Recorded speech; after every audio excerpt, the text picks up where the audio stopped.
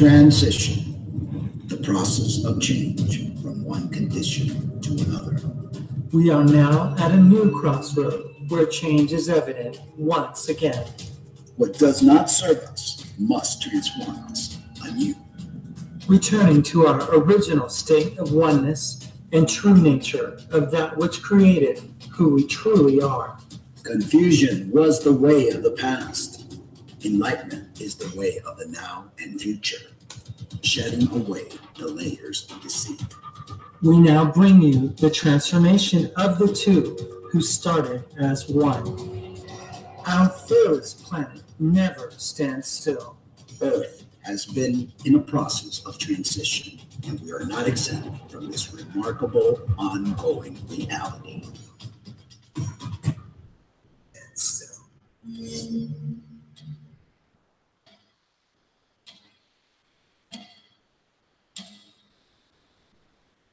And hello and welcome to Real Talk with the Cummings. My name's Mark Angelo. And I'm Lena Ariel. Thank you guys for joining us tonight. Thank you so much. Yes. So, how's everybody doing? I hope we're all doing fine. I think we're all here. Yeah, we're all here. All the different voices in our heads and all the different people inside these bodies. Before we started the show, we wanted to take this time. One of our viewers and chatters by the name of Patricia Ribarick, I think it's how you pronounce their last name. She usually joined us a lot live. She says, I will be missing your show for a while. My mother, who's 93 years old, broke her hip yesterday. She's going into surgery now. I will miss you both, and I'll be back to join you as soon as possible. I love you both. If you want to say a prayer, her name is Guinea. So we're going to take this time and leave the prayer to you, since you're more. Well, I don't really pray. But, so what can we do? I kind of like wanted to just, you know, do something different. Okay. Yeah. Go ahead. Do something different. Well, I'm thinking about what I'm going to do. Okay. And so. Patricia, I just wanted to let you know that we stand with you and we are very much in support and in your corner at this time.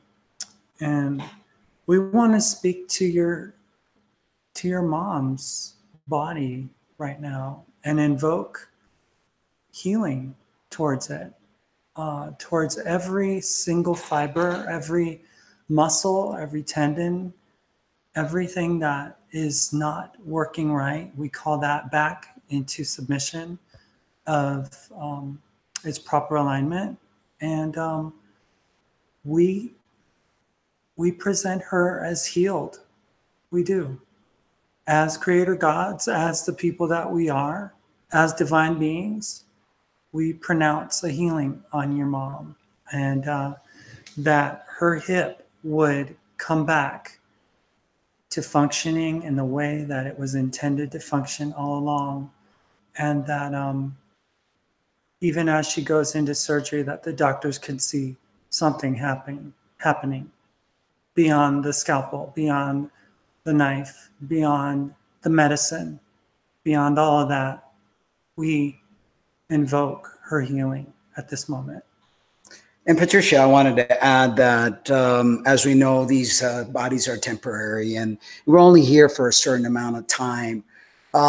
We need to learn how to let go and allow the higher self to present itself as need be. So although we wish the best for your mom and the rapid recovery, but also wanted to let you know and provide you the strength that if things were to go a different way, that you'd be strong enough to be able to understand it, accept it, and know that this time here on this planet, on these earthly bodies is very limited, and that we should rejoice at whatever happens or whatever takes place. So I manifest what should be, and as it should be, let it be, and so it is.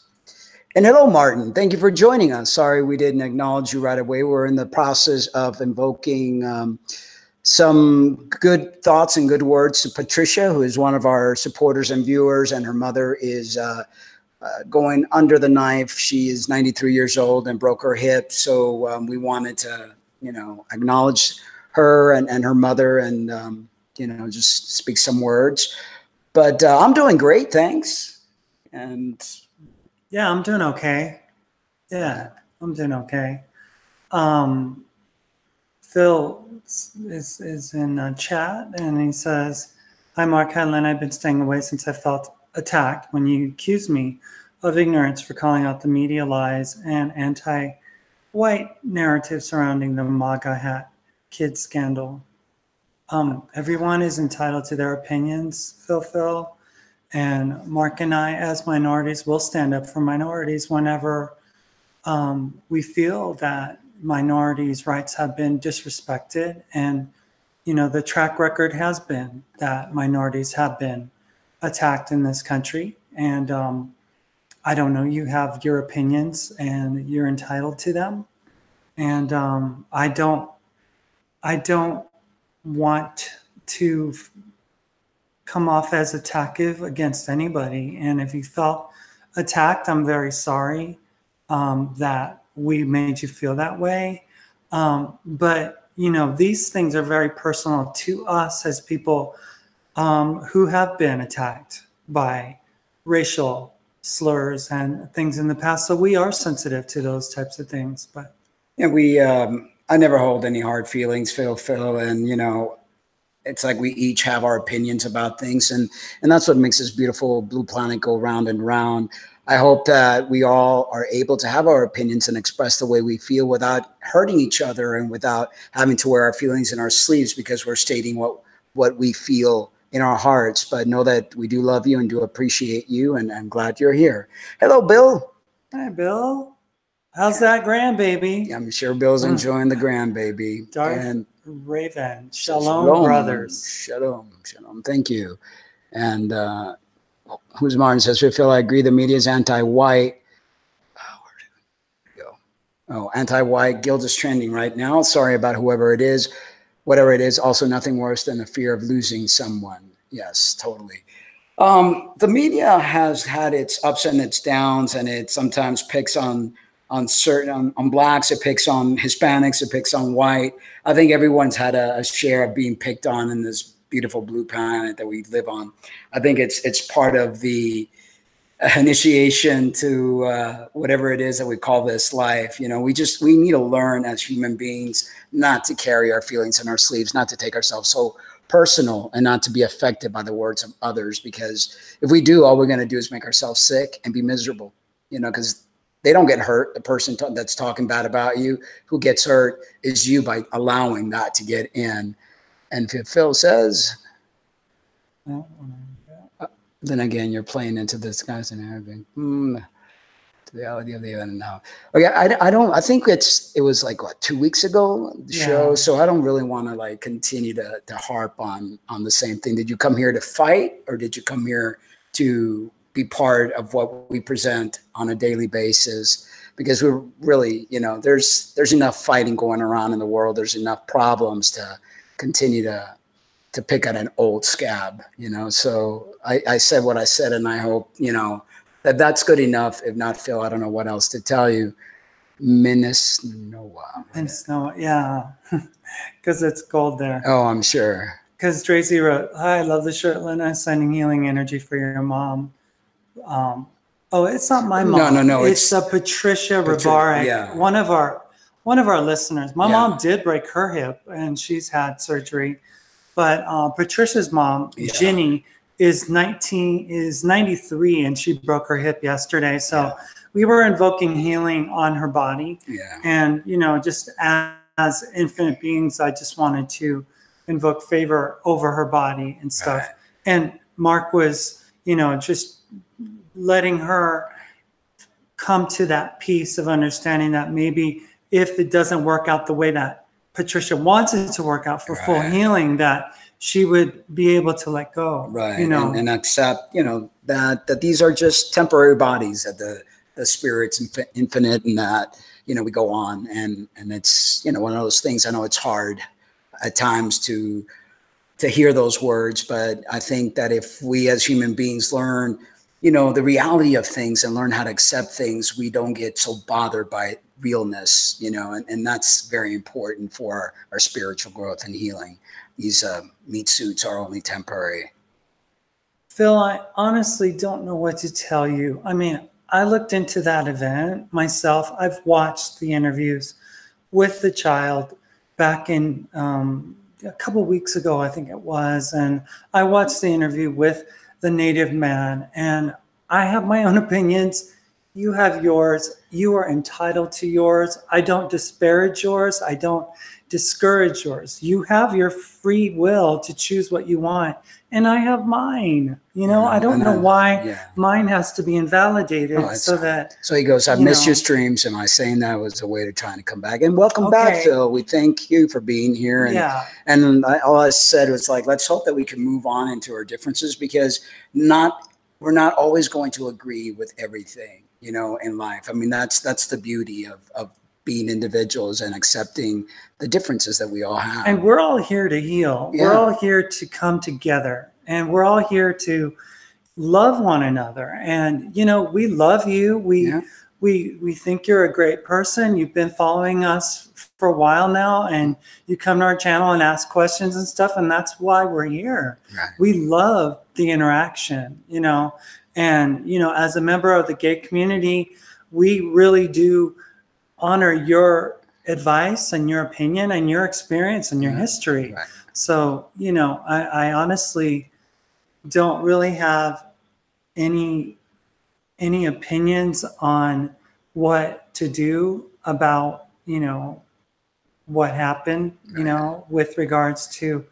that event. Everything in life is being staged at this point. Yeah. So I honestly don't know who to believe. And we didn't really come here to this show to talk about, you know, whether this issue that happened 2 weeks ago is something that we have other things that we want to discuss. Our time is limited, and we really do want to passionately present the things that are of value to us and the things that we are concerned about. And, you know, we totally respect your opinion. Absolutely. We respect everyone's opinion here.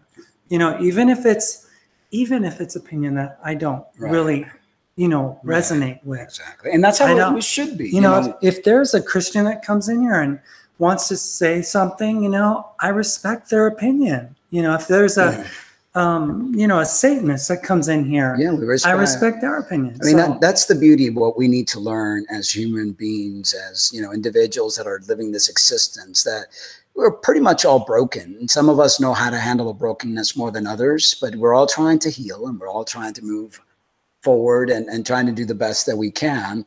What did that other person have to say?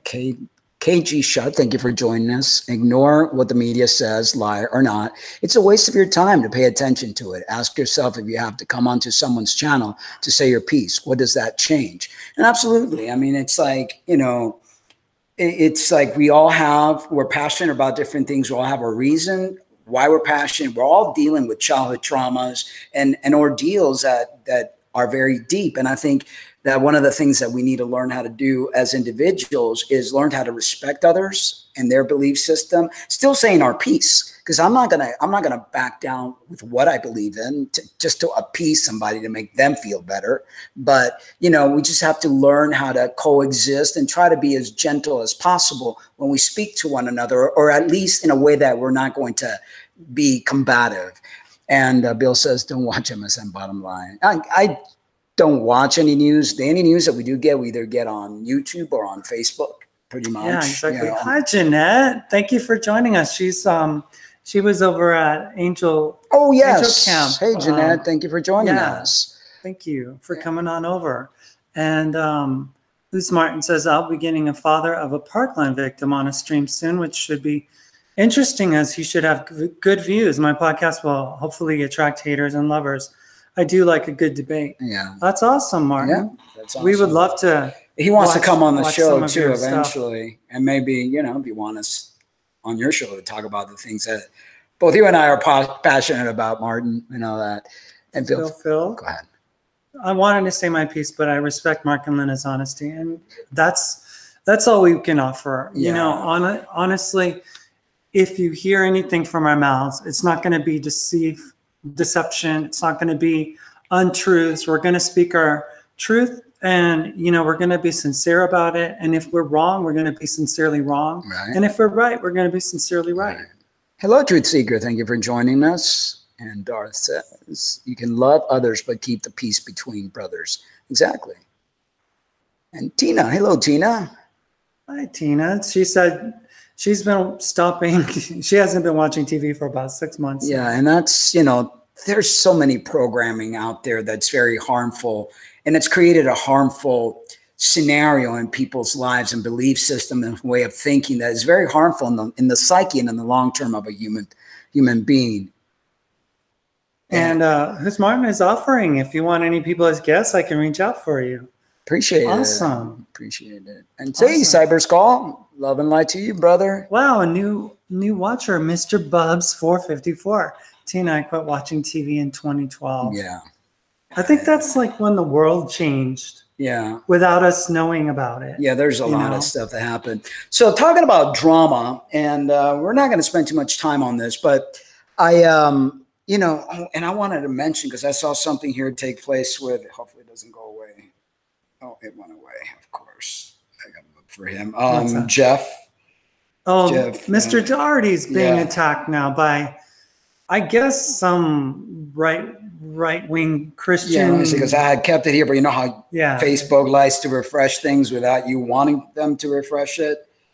Oh, here it is. It's the first thing. I shouldn't have, but I did. A coward needs to be called out now and again. So there's this exegetical apologetics that send Jeffrey, I guess, a private message. Hey, you whitewash fence coward who won't allow YouTube comments. Remember refusing to debate me without pay because you had so many subscribers than I did? Check the numbers now. Keith, the truth. You are being exposed and truth is rising. Get ready. We're coming for you. And I'm assuming this exegetical is a Christian. I'm sure. I'm sure. And apologetic. So, reasons to believe. Yeah. I mean, that's one of the things that turned me completely off Christianity. You know, it's that accusatory attacking motif that they're all part of. I mean, you know, it's like, what's his name said, I like your Jesus, but I don't like his followers. And that is so true, because it's like, they're nothing like Jesus, nothing like Jesus. Absolutely. I don't know what it is that they're following, but it's nothing. They're following Yahweh. All right. Yeah. The Satan, of course, but they're so angry and so like, I mean, for instance, you know, today we get it because it's not like we go into Lori's channel to see anything because she has nothing to offer. The poor thing, you got to feel sorry for her. But we get emails every time somebody talks about us, and usually that somebody is Lori. They always like send us a link and say, look, she's talking about you guys again. And it's like, oh, wow, really? Does this person have a life? I mean, we've even gone as far as like to remove the interview that we did with her so that it wouldn't even be a thing to talk about anymore. Because, I mean, we gave her 15 minutes of fame and she's had to prolong it for 15 plus hours. Absolutely. You know, it's ridiculous. I mean, it's like, I absolutely regret ever having reached out to, well, I honestly, at first I didn't actually reach out to them. Well, she was part of they were part of a Discord chat, and during the whole witness in the event, in the desert event, I was just like, you know, concerned because, you know, there was certain things, right? And we don't want to rehash the past, but, you know, Lori reached out to me and then we started talking, and then she started coming up with all these weird scenarios, and I kind of bought into it, and we started down this witch hunt. Yeah, because that's what she loves to do best. Hey, Ryan, thank you for joining us. Danny, Flo, thank you for joining us. Darth Revan, thank you. And Martin says, I did have a good birthday. Thank you, Danny Flo. And Martin says, natural hair Linda looks better. I think so. Thank you. Yeah. Yeah. So I've always liked the natural, and she knows that. I know. And, you know, it's been a road. I'll just say that. It's been a road. So anyway, Lori has to not only witch hunt Derek, but she's always invoking our name. You know, it's always having to say something, either lies about me and just, you know, all sorts of stuff. But she knows she's not going to get a rise out of me because I could care less what anybody's going to say about me. I mean, I can't, you know, I can't make people think things about me that they don't want to think, or vice versa, whatever. I mean, it's like, I don't worry about what anybody says. It's not my problem. It's theirs, you know? But, you know, she turned around today and said something about the trans agenda. And then what was it exactly as she worded? Oh, no, she's like, I'm just going to call it out for what it is. You know, there's just too much testosterone going on with those, basically with the Cummings, you know, and not enough lady parts going around. And I'm sorry, but you know, Lena, you're a man and you need to just own it and accept it, you know, blah, blah, blah. You hurt this one woman who came out. Her name was Ultraviolet. She goes by Cerulean or something on YouTube. And we've reached out to her in the past and stuff. And, you know, I mean, Lori's just painting this whole scenario of how we like totally lied about her and said things and, you know, kind of like shamed this woman and how evil we are and how controlled we are by Derek and his minions. And, you know, we're just one of his used, you know, that maybe the trans agenda was part of Derek's strategy. I mean, all these scenarios create these like stories ad nauseum. You know? And for the record, this Ultraviolet reached out to us with this whole slew email stories about what Derek's done to her. And at first I believed her, but then looking past all that, it's just women that have been wanting to get with Derek, and Derek have been wanting nothing to do with them. And so they create all these stories, you know, and it's like the same thing with Lori. Lori, all of a sudden, you know, we were friends, and because we decided not to go on this vendetta Christian crusade, then she turns against us, because that's what happens to people. When you're not singing their tune, they want to turn against you. You know, and it's like, I don't even like to give Lori the time of day, because that individual is dying for attention. Okay, that's it's what it's been from word go. And like I said, I regret to have allowed her those 15 minutes of fame on our channel. You know, and for her to sit there and talk about. She's listening right now. I know you're listening right now, Lori. And, you know, the fact is that your channel is just built on the foundation of hatred and judgment. That's it. Couched in this, I don't know, your angst or something about being, you know, taken advantage of. And you even call your own dead spouse the devil. I mean, seriously. Who talks that way about? And you call your current husband a master narcissist. I mean, you know all these different personality types. And I would suggest that maybe you're the one who's the narcissist here. You did say that females can be narcissists. Oh, and I would postulate that maybe you're the one who's the narcissist here, because Malia reached out to you in good faith today. Okay. Woman to woman, whatever, right? So Malia, this video is about telling Malia that she needs to watch out, because quote unquote, she's going to end up in tears, because that's what Derek, quote unquote, does to women is, you know, and so she's basically she's cursing Malia and Derek's relationship, which is very disrespectful. That I don't know what human being has the right to do that, but you don't. I don't. Mark doesn't. No one does. So Malia reaches out to you and says, since, you know, she's like, I don't mind coming on your show. I'm happy to talk with you. Even my email address. Let's schedule a time to discuss personally. I found that when people truly care about me or my well-being, they initiate contact with me privately, not publicly. I am also happy to schedule an on-air conversation with you. Lori responds, hi, Malia. Thank you for making contact. I wouldn't discuss anything with you at this time whilst you are still under the influence of Derek Bros. When the time comes that you see the situation you're in, we can chat then. I speak to you publicly because you are in the public eye, and you also teach and speak the same dogma as Derek Bros. And Malia responds, As I expected. What kind of Christian would have lead another into darkness, in their darkness? Yeah. It's And, like, you know, I mean, Lori, just since I'm not a Christian, you may answer that as you like. I prefer to keep these things public. And I deleted your other comment. I also deleted Derek's comment.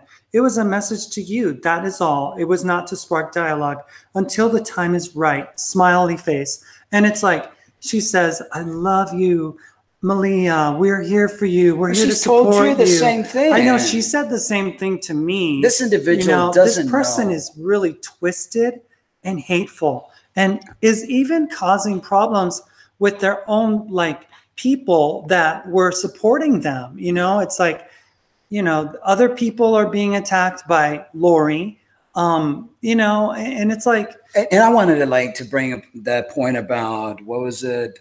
Ultraviolet. Ultraviolet, we wanted to give her a platform for her to speak. She just kept sending us emails. She kept getting putting posts on our, or comments on our YouTube video when we were waving the Christian flag at the time that we were.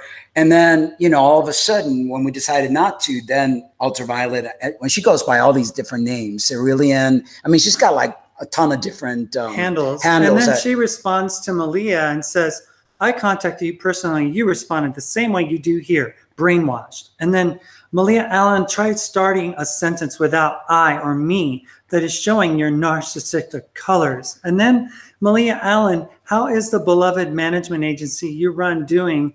Has Mr. Big Time Hollywood got you and your daughter into the movies yet? Okay, so this is the kind of people we're dealing with. We're dealing with psychotic, these crazy, you know, rude, very sarcastic, very narcissistic people who absolutely have no hint of honesty in their conversation. And all they do is dig up dirt. I mean, they were digging up dirt.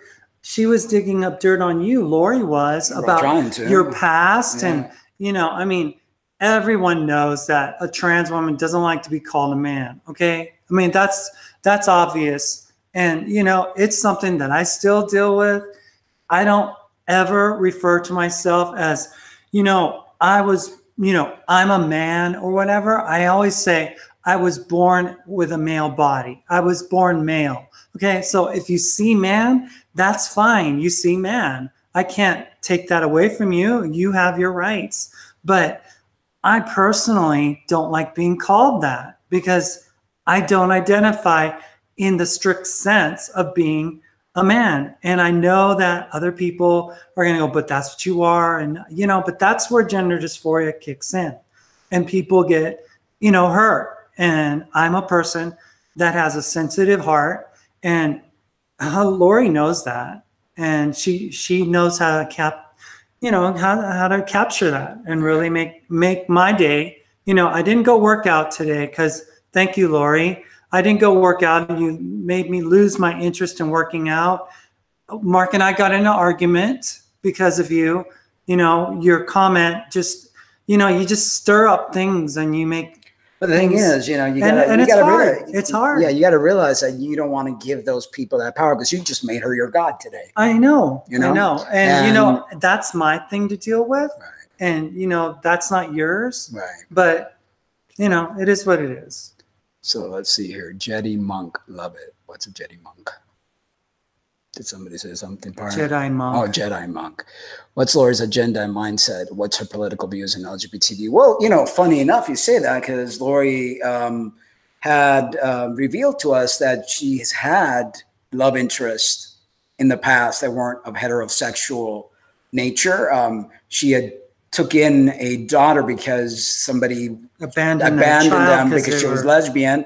And so, you know, it's really weird that she's coming across the way she is, all holier than thou, when she's got a lot of skeleton in her own closet. And as far as her agenda, she claims not to be a Christian, but she's crucifying, you know, Derek and us because she claims that we're preaching or teaching false teachings. I think the false teaching comes from what's being taught in the name of Satan, who they call Yahweh, who, you know, it's these people just, they've been at it since the beginning of time, or not the beginning of time, since what's that guy? Constantine created the whole version of, you know, Christianity. So, you know, it's like, Lori can say what she wants to say. I've reached out to her in love. I've been so patient with her. I've been very kind to her. And all she does is attack me. She knows that I'm the weaker version of this in this relationship.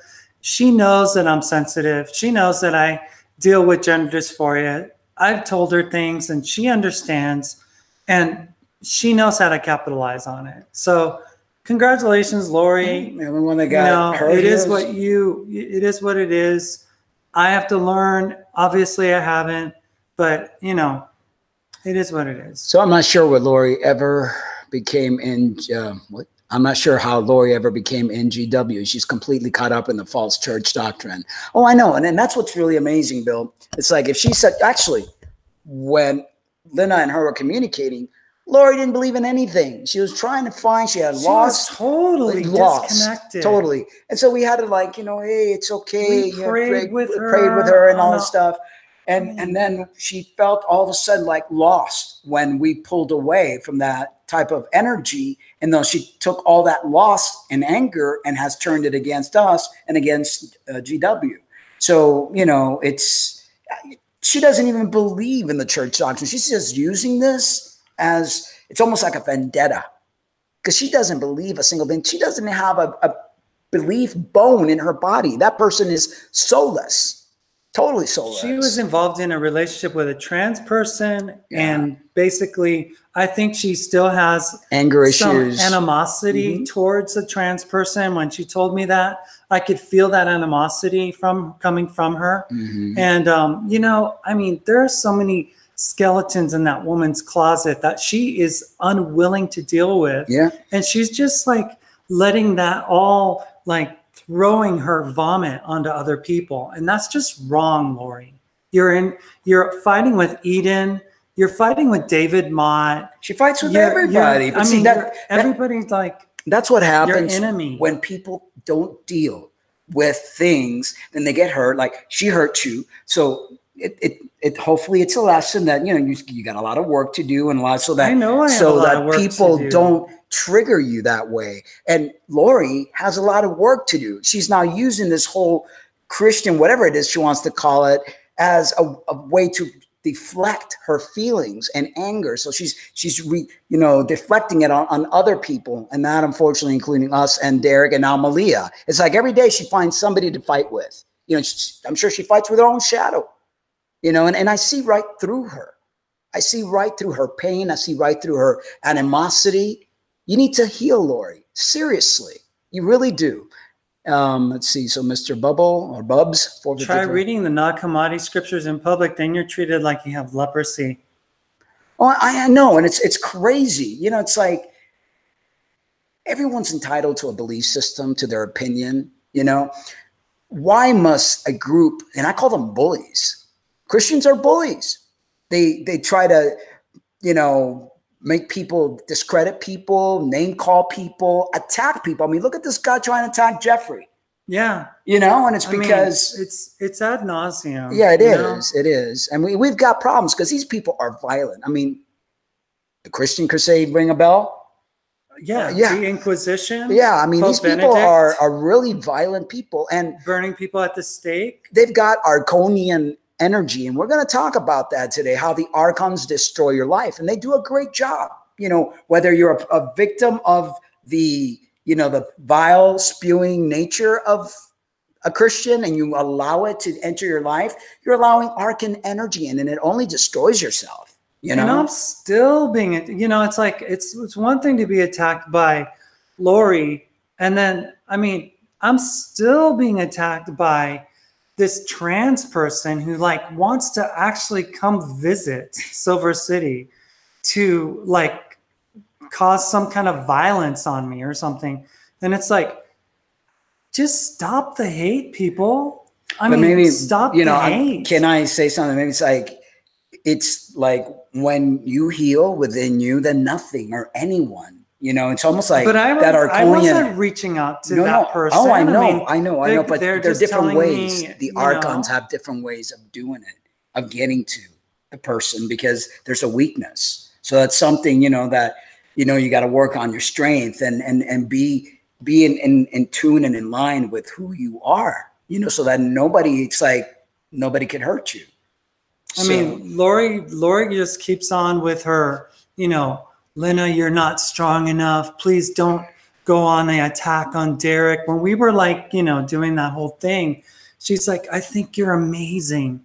And I knew there was a train wreck coming because you took this so personal. Your spirit is not strong enough to take this on, you know? So Lori has a way of taking she's a narcissist. That's what narcissists do. I mean, during the interview with Malia Allen, we were being called on the text, and she was like, okay, you guys, that's enough. You need to stop your interview now. You know, and stop questioning. That's what narcissists do. They control, and yet they claim not to be controlling. They do things, you know, a way to manipulate, and they twist things around, and they play the victim, and they, you know, it's like everyone here needs to heal. Lori needs to heal. You need to heal. You know, there's healing that needs to be done, and all it's showing itself out in all this hurtful, vindictive ways. And until these healings take place, the Archons are having a field day. They're enjoying every bit of it. They can get into me because it's like, do you think I care? Say what you want to say. Call me whatever. I mean, she tried in the beginning with the whole trying to dig up stuff, and I'm like, really? Is that all you got? You know? So anyway, before we start reading today's article. Cyberskull says the masks are falling. Yeah, they are. Beloved 777, hi, thank you for joining us. I can't even be about love today without being called New Age. Since when is love wrong? It's all twisted. Because Christians don't know how to love. They claim they do. They can't. They are being driven by Archonian energy. Their father is the devil. Isn't that what Christ said? And they're not seeing it. They're so blind. That's why anything that has to do with love and empowerment, they call it evil. Well, they're the ones that are evil. And I know that with all my heart and soul. You know, I know that it's an enslavement. And Satan uses enslavement in different ways. He enslaves you in your belief, he enslaves you in what you think you are, in your person. And he uses that to torment you. Instead of like saying, hey, you can't torment me because there's nothing in here that you can even get a piece of, because I know who I am. Nobody can hurt me. You know, and it's important to arm ourselves, because if not, you know, we're going to get sick. We're going to get cancer. We're going to get all sorts of stuff. And do we really want that? No. Amparejo 1 says, you two are wonderful people, very brave. Don't waste your energy with those low energy people. Hey, Derek, I've seen much on Lori, and her past is very corrupt. Oh, totally. And it's why she won't let your past be redeemed.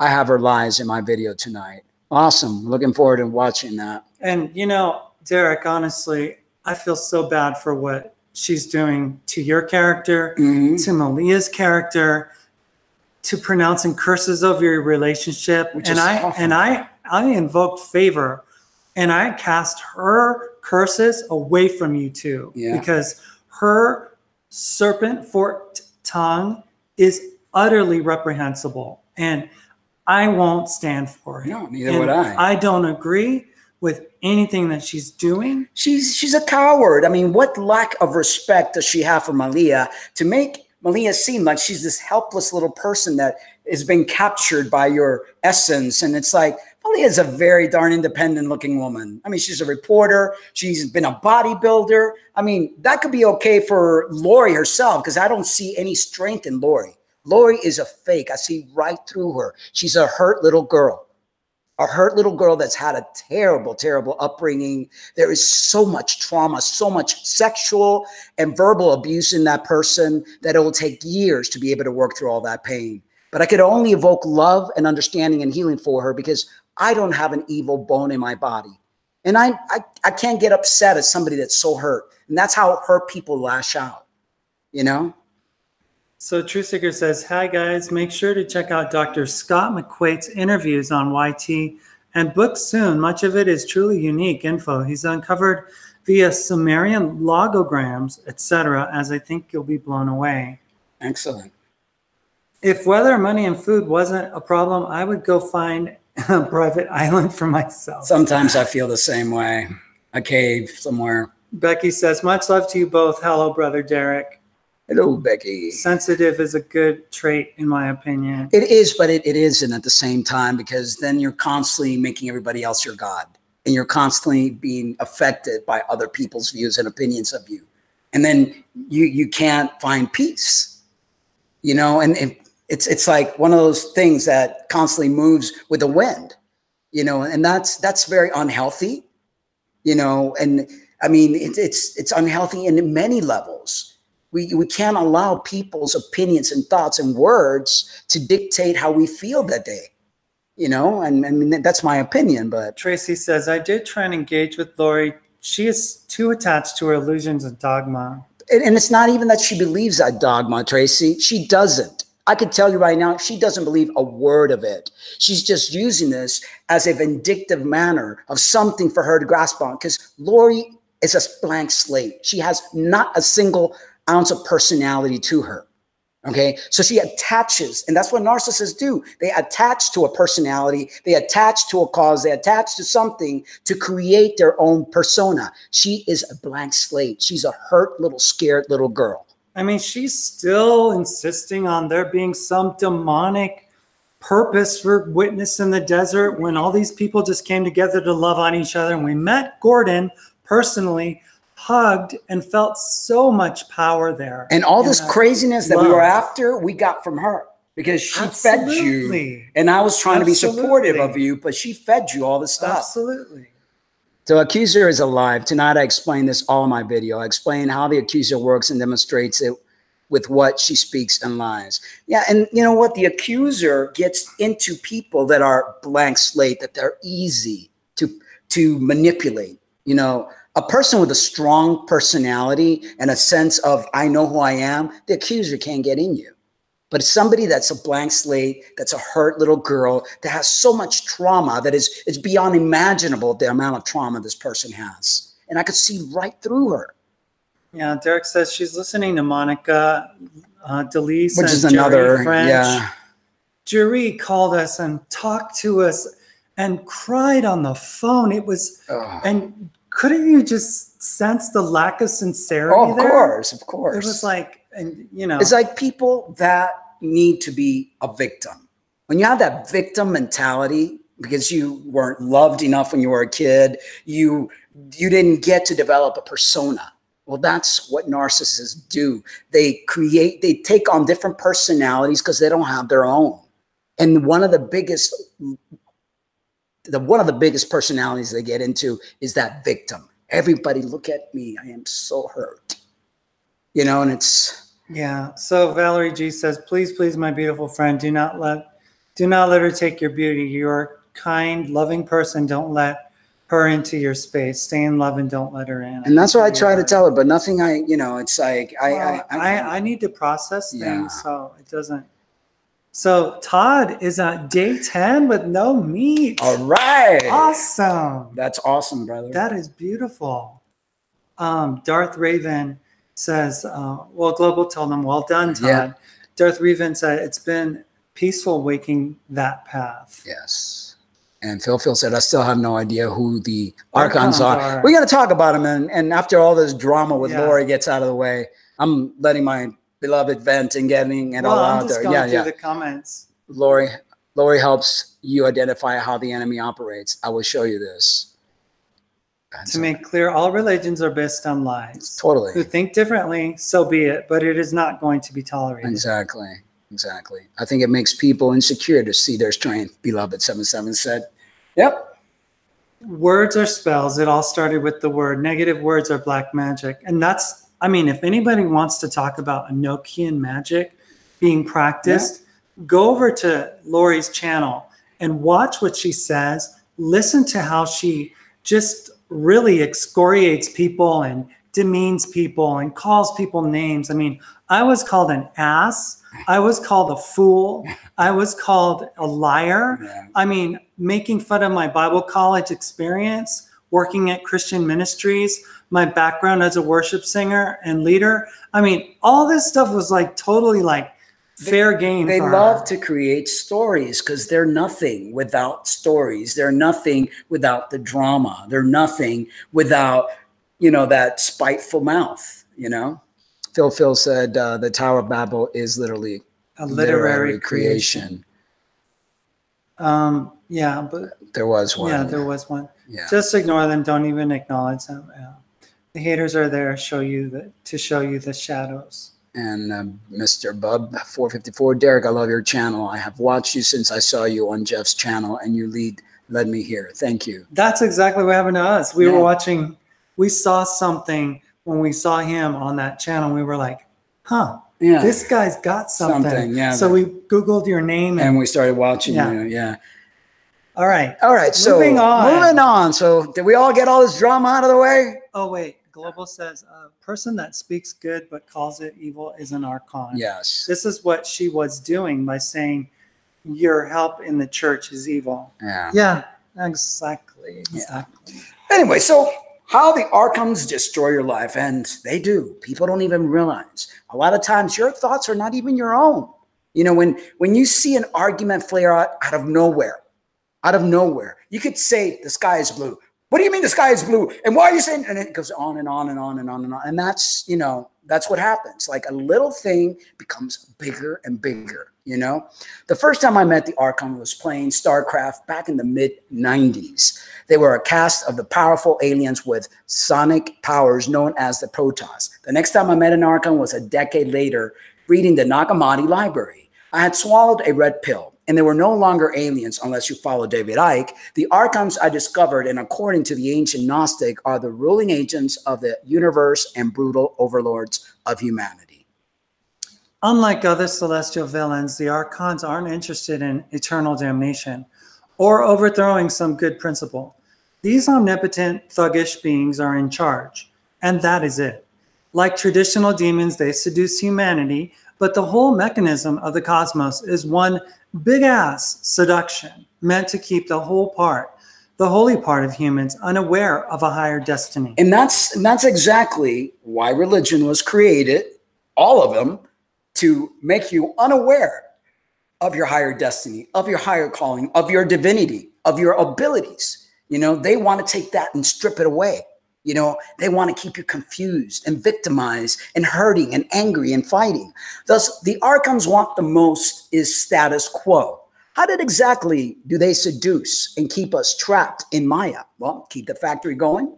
One view is a unique but actually appropriate way any modern person can relate to the point of sharing it loudly in a support group. Let's find out before they hear us. Because they're watching all the time. And anytime you give them a little inch of a space in your soul, when you're angry, upset, and whatever, boom, they go in there. First, who exactly are the Archons? In a dictionary of Gnosticism, Andrew Philip Smith defines the Archons.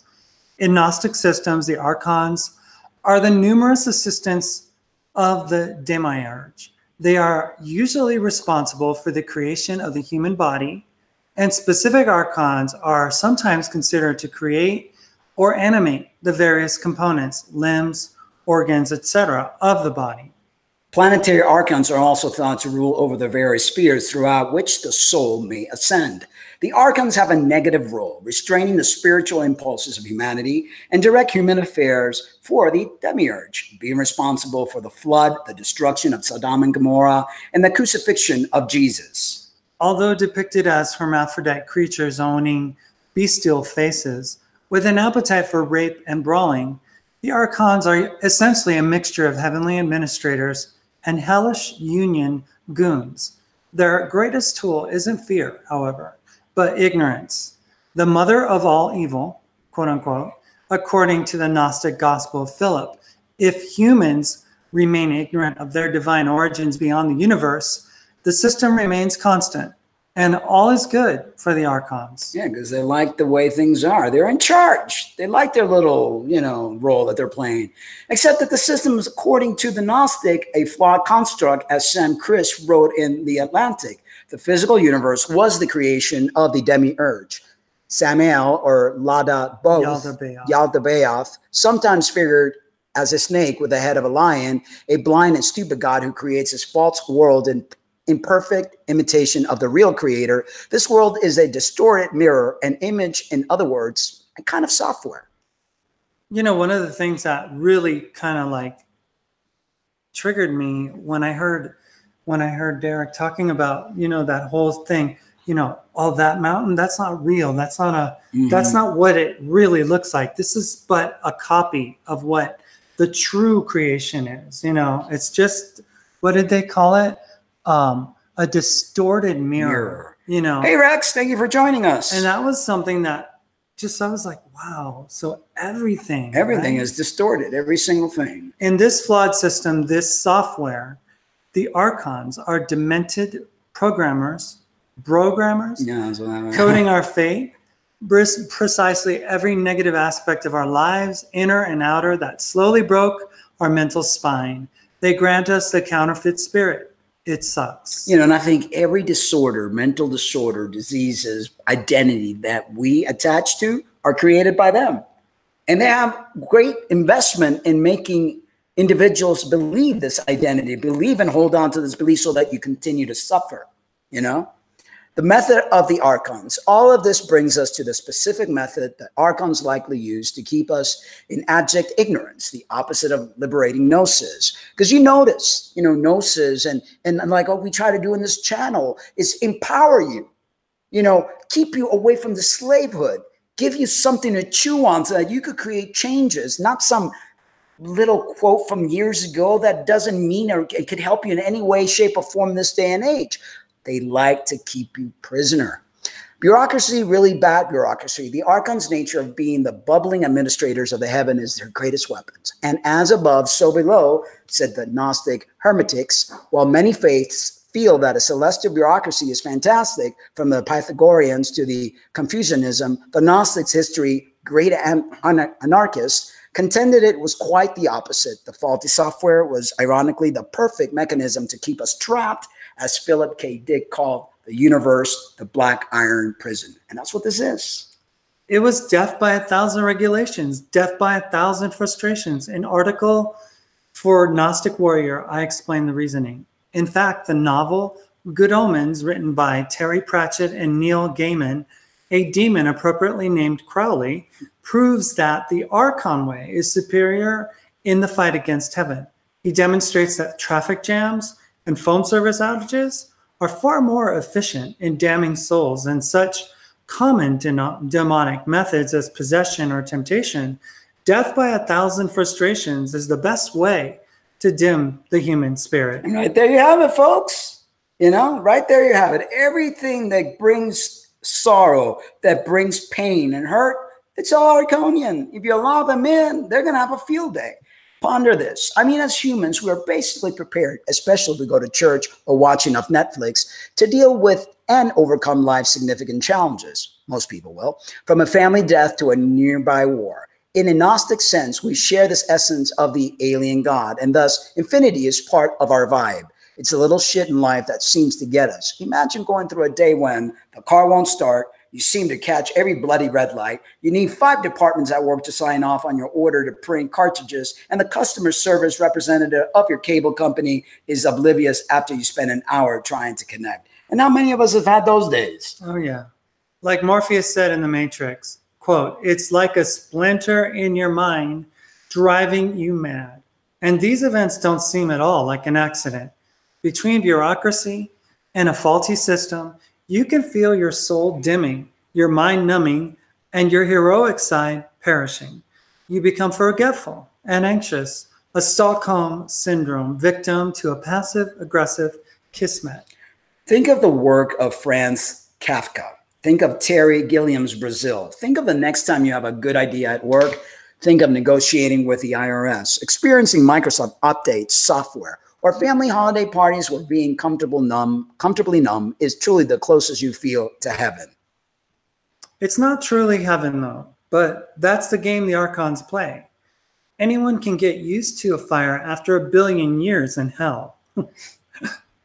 Anyone can get used to fire after 1 billion years in hell, as like we are all here. It's like saying you could get used to hanging if you hang long enough. I think for me, it sounded like we've been in hell for 1 billion years now, and we're just used to it. Yeah. Yeah.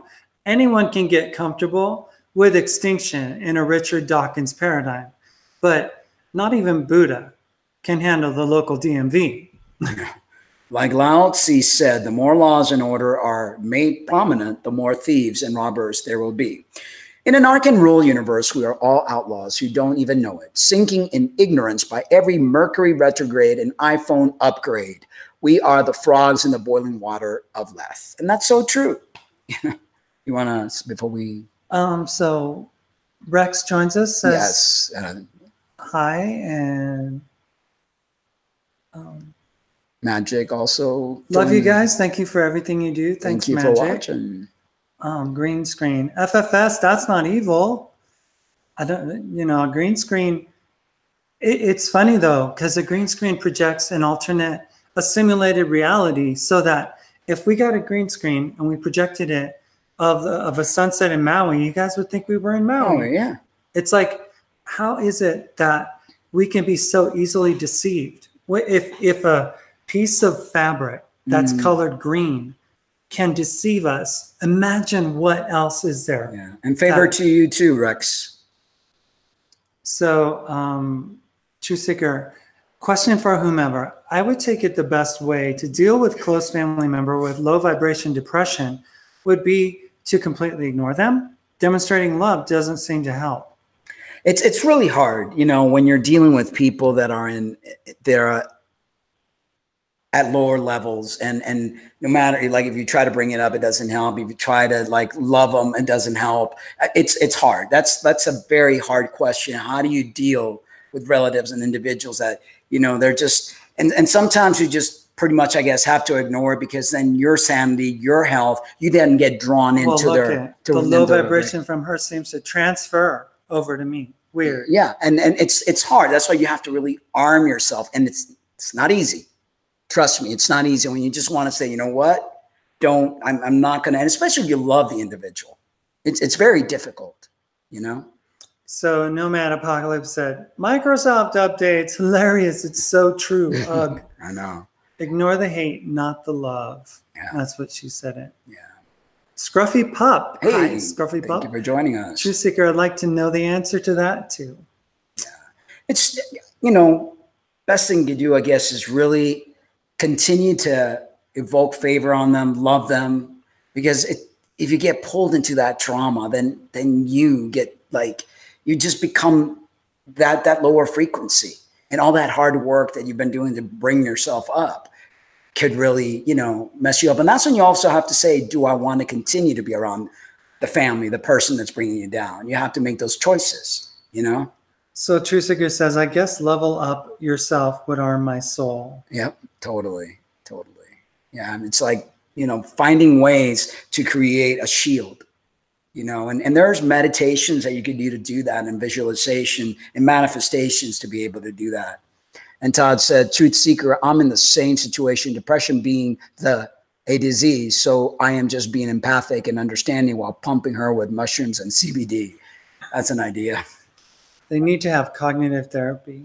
Yeah. Beloved. But they need to want it. That's the thing. They need to want that therapy. I mean, therapy is especially spiritual psychology or spiritual counseling, where you go back, because all this stuff stems from childhood issues. A little event that the person may not even be consciously aware about. It's there. It's hidden in the subconscious, and it's got to be brought out. The person's got to be willing to face it, to work through it, feel it, own it, then let it go. But if you keep picking at a scab, it doesn't, you have to either, do something to that area to heal it completely, not just halfway. You have to really get into the heart of the problem. She says, I don't stop loving family members, but I'm not going to be target practice. Yeah. So I bubble out. Yeah, that's what you got to do, because it affects you. It affects you. It's like, it's and early on when you said that she ruined our day. And it's like last week it was Alpha ruined our day. And it's like, oh my gosh, and it's hard. It's hard to going, okay, well, how do I? Well, it's hard because it's not you that's being targeted. Oh, I know, baby. It's me. I understand it's that. Someone makes a video about me being a demon possessed vixen of some sort, right, could it be that they know, if you show whatever? I don't, but I'm like, why do people have to do that? You know, why are people so cruel? Why do who do the bully? They don't bully the strong person. Still, you know, I'm only human. I can't, you know, I'm not made out of steel. I know. So but you've got to armor yourself, babe. I don't. You know, you got to armor yourself. So True Seeker, I had the same type of person in my life. I became Data from Star Trek when dealing. I observe the behavior and it doesn't affect me. Yeah, that's pretty much what you got to do. Just be the observer. And True Seeker says, just be the observer. I think I understand that. Thanks. Yeah. Yeah, because it's almost like you watch the drama literally away and you look at the production and you don't become part of the role playing, the actors. You just kind of like, you're watching and you go, wow, that's interesting. So they think that of me. Interesting. Okay. You know, but it takes work. You know, it takes work. It's like one has to learn how to armor self, how to not allow other people to constantly keep you like some sort of like, you know, like the wind. Woo, I'm here today. I mean, you got to really be strong in self. Todd, let me see. Absolutely right, honey. I had it 49 years. What did they have? 49 years? Don't know. Okay. Go ahead and read the next. Go ahead. I've watched Rex for years. The thing he talked about really hit home with me. Is it, what's his name? Who was it? I guess Rex. Rex Bear. Rex Bear. I would imagine. I like Rex. Always have a laugh. Mm-hmm. Medicinal mushrooms, lion's mane. It builds neural pathways. Interesting. What about if the person though has, like, some people are allergic to mushroom because it's like a fungus and could create a lot of problems to the nervous system. So that's something. I've even watched The Watcher Within. Yeah, that's true, because it's like you've got to be the observer of the observer and observe the observer, because it's the only way to really understand this production. So True Seeker says, well, Magic says, be neutral, watch and observe. Yep. And True Seeker says, so a combo of being an observer and leveling up yourself would be a great way to deal with it. I'm sure there are other things, but it's a great start. Yeah, totally. And then I try to understand why is it affecting me? Why is this, you know, because there's usually something within us that needs, you know, some observation, some neutralization, some healing, you know, and it's like when somebody says something and it affects you so deep, you got to go in. It's like, why is this affecting me? You know? Hi, Malia. Thank you for joining us. You could always green screen yourselves into our fifth wheel regarding the Laurie Hill video. Hurt people, hurt people. Yeah, exactly. That's you hit the nail on the head. I'm so sorry. She's a scared little girl, Malia. She's got so many childhood traumas. I'm very empathic and I see things. And, you know, there's just so much hurt. We saw that hurt on the Google Hangout we did privately with her we spoke with her for a good 2.5 hours. And she really didn't want to stop talking, you know, because she felt, you know, just like being consoled, like we were like really speaking to her and encouraging her. And I feel sorry for her. There's a lot of hurt, a lot of childhood trauma, a lot of sexual abuse, a lot of verbal abuse. You know, she had a narcissistic husband, you know, and you've got to look at the patterns. People that are hurt tend to look for more hurt and more hurt, and they love the drama. They don't know how to live their life without the drama. They like crave it, you know, and it's like, you know, take a breath, put that drama aside, heal yourself, and that drama will stop coming to you. But the key is they have to be aware so that they don't bring it in. I mean, in her video, she talks about how she had to scramble, make a mad scramble out of the house in 30 seconds or something. So she's like putting stuff on you, you know, which I thought was very disrespectful, because I see you as a very strong, independent woman. I mean, anybody who bodybuilds, you know, you got to be you got to be kick-ass. And for her to be so disrespectful, to try to make your character out to be this helpless, like you need help. And then when you confront her, she cowards like a little coward, runs away. Scruffy Pup says, it's hard to find a boundary between totally walking away when they look for excuses to use you for target practice and manage their behavior through managing how they affect you. Yeah, but the key is not to allow it to affect you. I know it's easier said than done, but, you know, what's the alternative? Continue to be like some weather balloon, depending on how the wind's blowing. How are you going to feel that day? She said, it says, with practice, one can step well back. It allows love to still exist during people programming that's making them say hateful things. Yeah. Don't engage, don't give out your power. Exactly. You make people your God when you let them know that they ruined your day. I am. Yeah. Excuses are tools for the lazy. You must do the inner work. Exactly. Some won't. Turn and face the strange. Exactly, Tracy. Work is hard, but it's got to be done. Or else it's like Einstein doing the same thing, expecting a different result is madness. Hurt people hurt people. Totally, Malia. She's very hurt. Anyway, how do we fight the Archons? Well, we fight the Archons like the ancient Gnostics did, with knowledge, wisdom, and detachment. That's the key word there, detachment. To be in the world and not of it. As Jesus explains in the Gospel of John, or as Paul says in Romans 12, right there, be of the world and not of it. A person can only hurt you if you show them your vulnerable side and what you're attached to. That's how you get hurt. If you're not attached to anything, you're detached from all these earthly things and identities, no one can hurt you.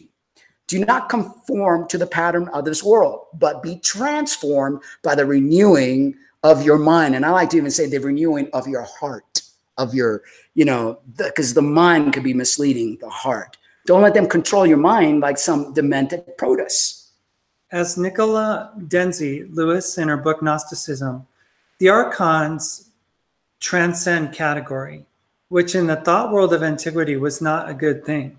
She also writes that they are neither divine nor clearly demonic. After arming ourselves with the right data to see beyond the software, we must beat the Archons at their game by transcending human categories, becoming neither divine nor clearly demonic. Awaken the essence of the alien God that resides within us, sometimes known as the divine spark. And one of the things that I heard recently was in an interview, a person was talking about how you can't defeat code from, some kind of a person that's trying to do something bad to your system and stuff without using what they're using in order to defeat them. Right. You have to use their tools in order for them to be defeated, because otherwise the software doesn't recognize what it is. And it was Derek. Derek said something about how a lot of times, those people that program the bad code into things and, put awful things in to spy and all that, put it in plain daylight, broad daylight. So that, can't see people would be like, he's like, if they were to put the Ark of the Covenant in a pawn shop in Arizona and call it, hey, this is the Ark of the Covenant, no one would believe it. Yeah, exactly. And that's a lot of times what happens with these Archons is that they do things in broad daylight and they pass it off as if you're not going to figure it out. Exactly. After arming ourselves with the right, was it my turn or? Go ahead. I think I read this part, sometimes known as okay, go ahead. The Gnostics utilize many rituals to achieve this, so your mileage may vary. Ultimately, it's about breaking fate, knowing that the Archons truly own our body, that we only rent at a high interest rate, and that our thoughts can become free with the right information.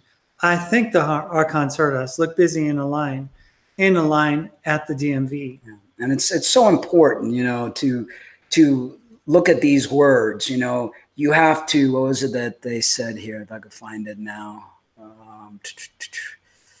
Ignorance, detachment.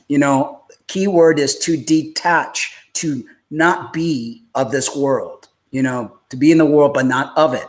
Because anytime there's any desires, any wants, any attachment to self, to image, to gender, to whatever, they're going to use that. They're going to send a little, to really like hurt you. They're going to use whatever it is. That's how bullies operate.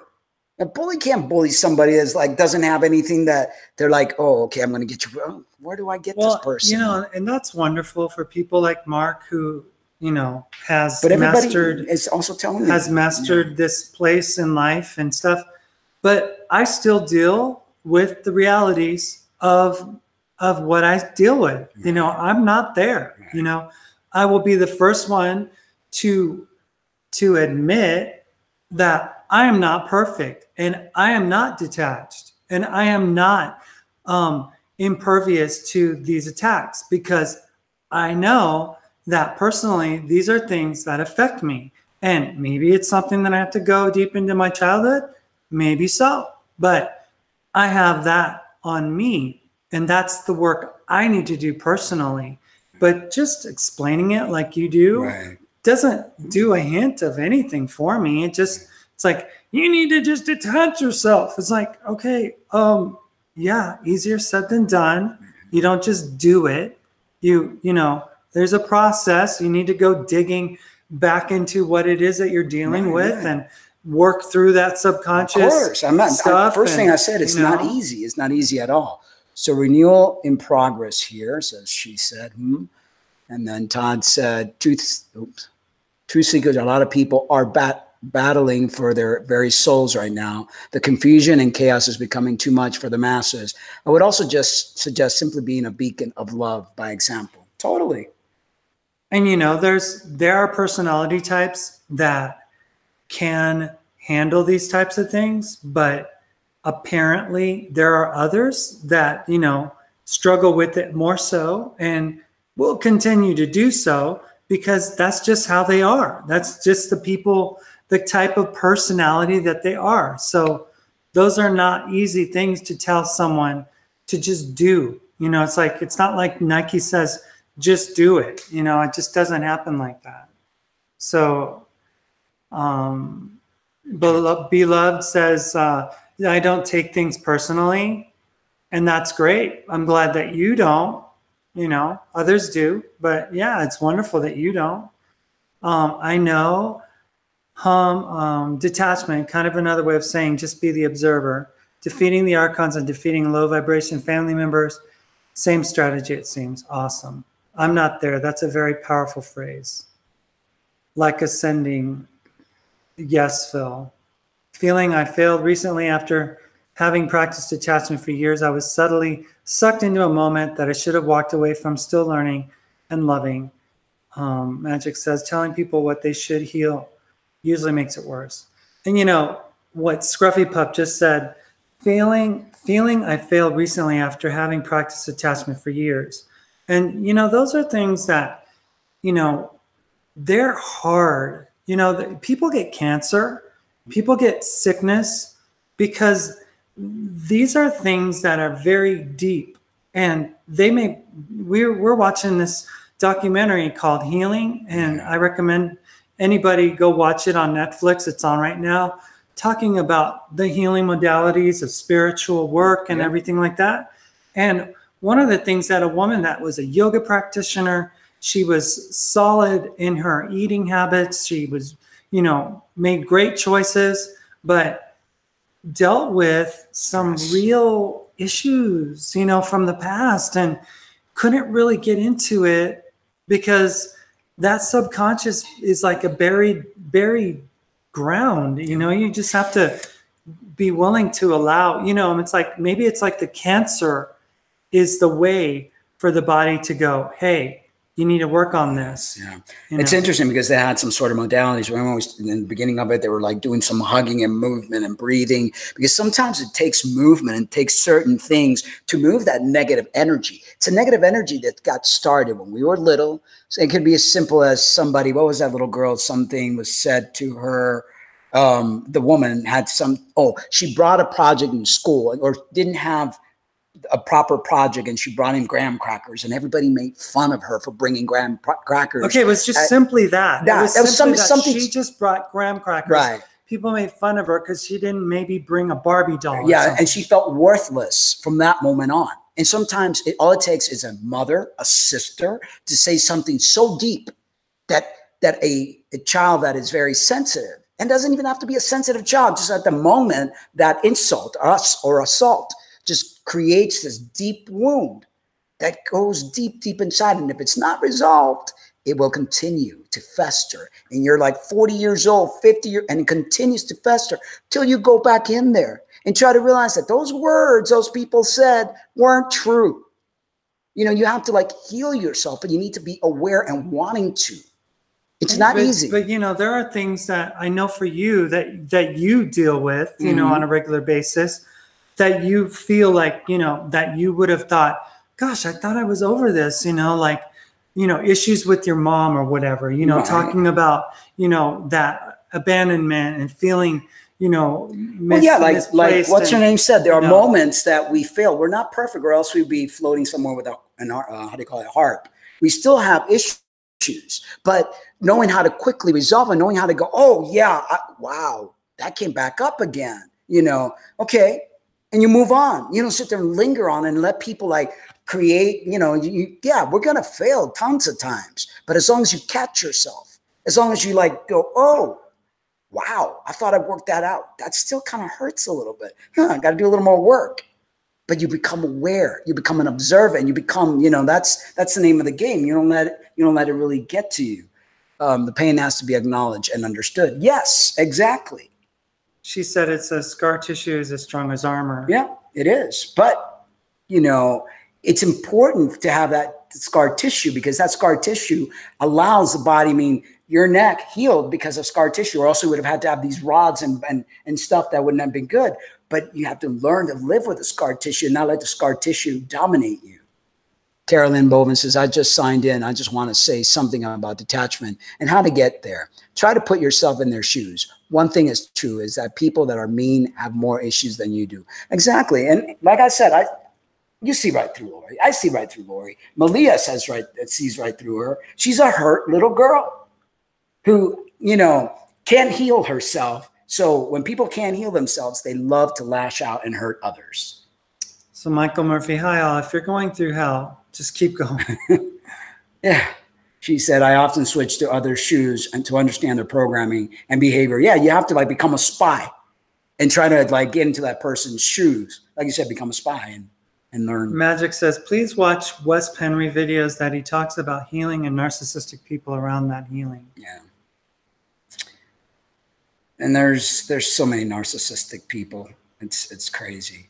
Yeah, to me personally, scar tissue is as strong as armor, but not in the beginning. Yeah, because you've got time. It does. Scar tissue dissolves instantly when you find forgiveness. Exactly. And that's the key, forgiving others and forgiving yourself. Scruffy Pup says, right, the past may heal, but there's still scar tissue. And when it's hit just the wrong way, it still hurts. It can hurt. But how much of your time are you going to, you know, you could, like I said earlier, yeah, wow, that stung a little still. I still need to do a little more work, you know, and look at it that way. Carolyn Boyven says, those people are suffering a great deal. No self-esteem and lots of anger. Jealousy is the biggest reason of their attack. You have something they don't have. Exactly.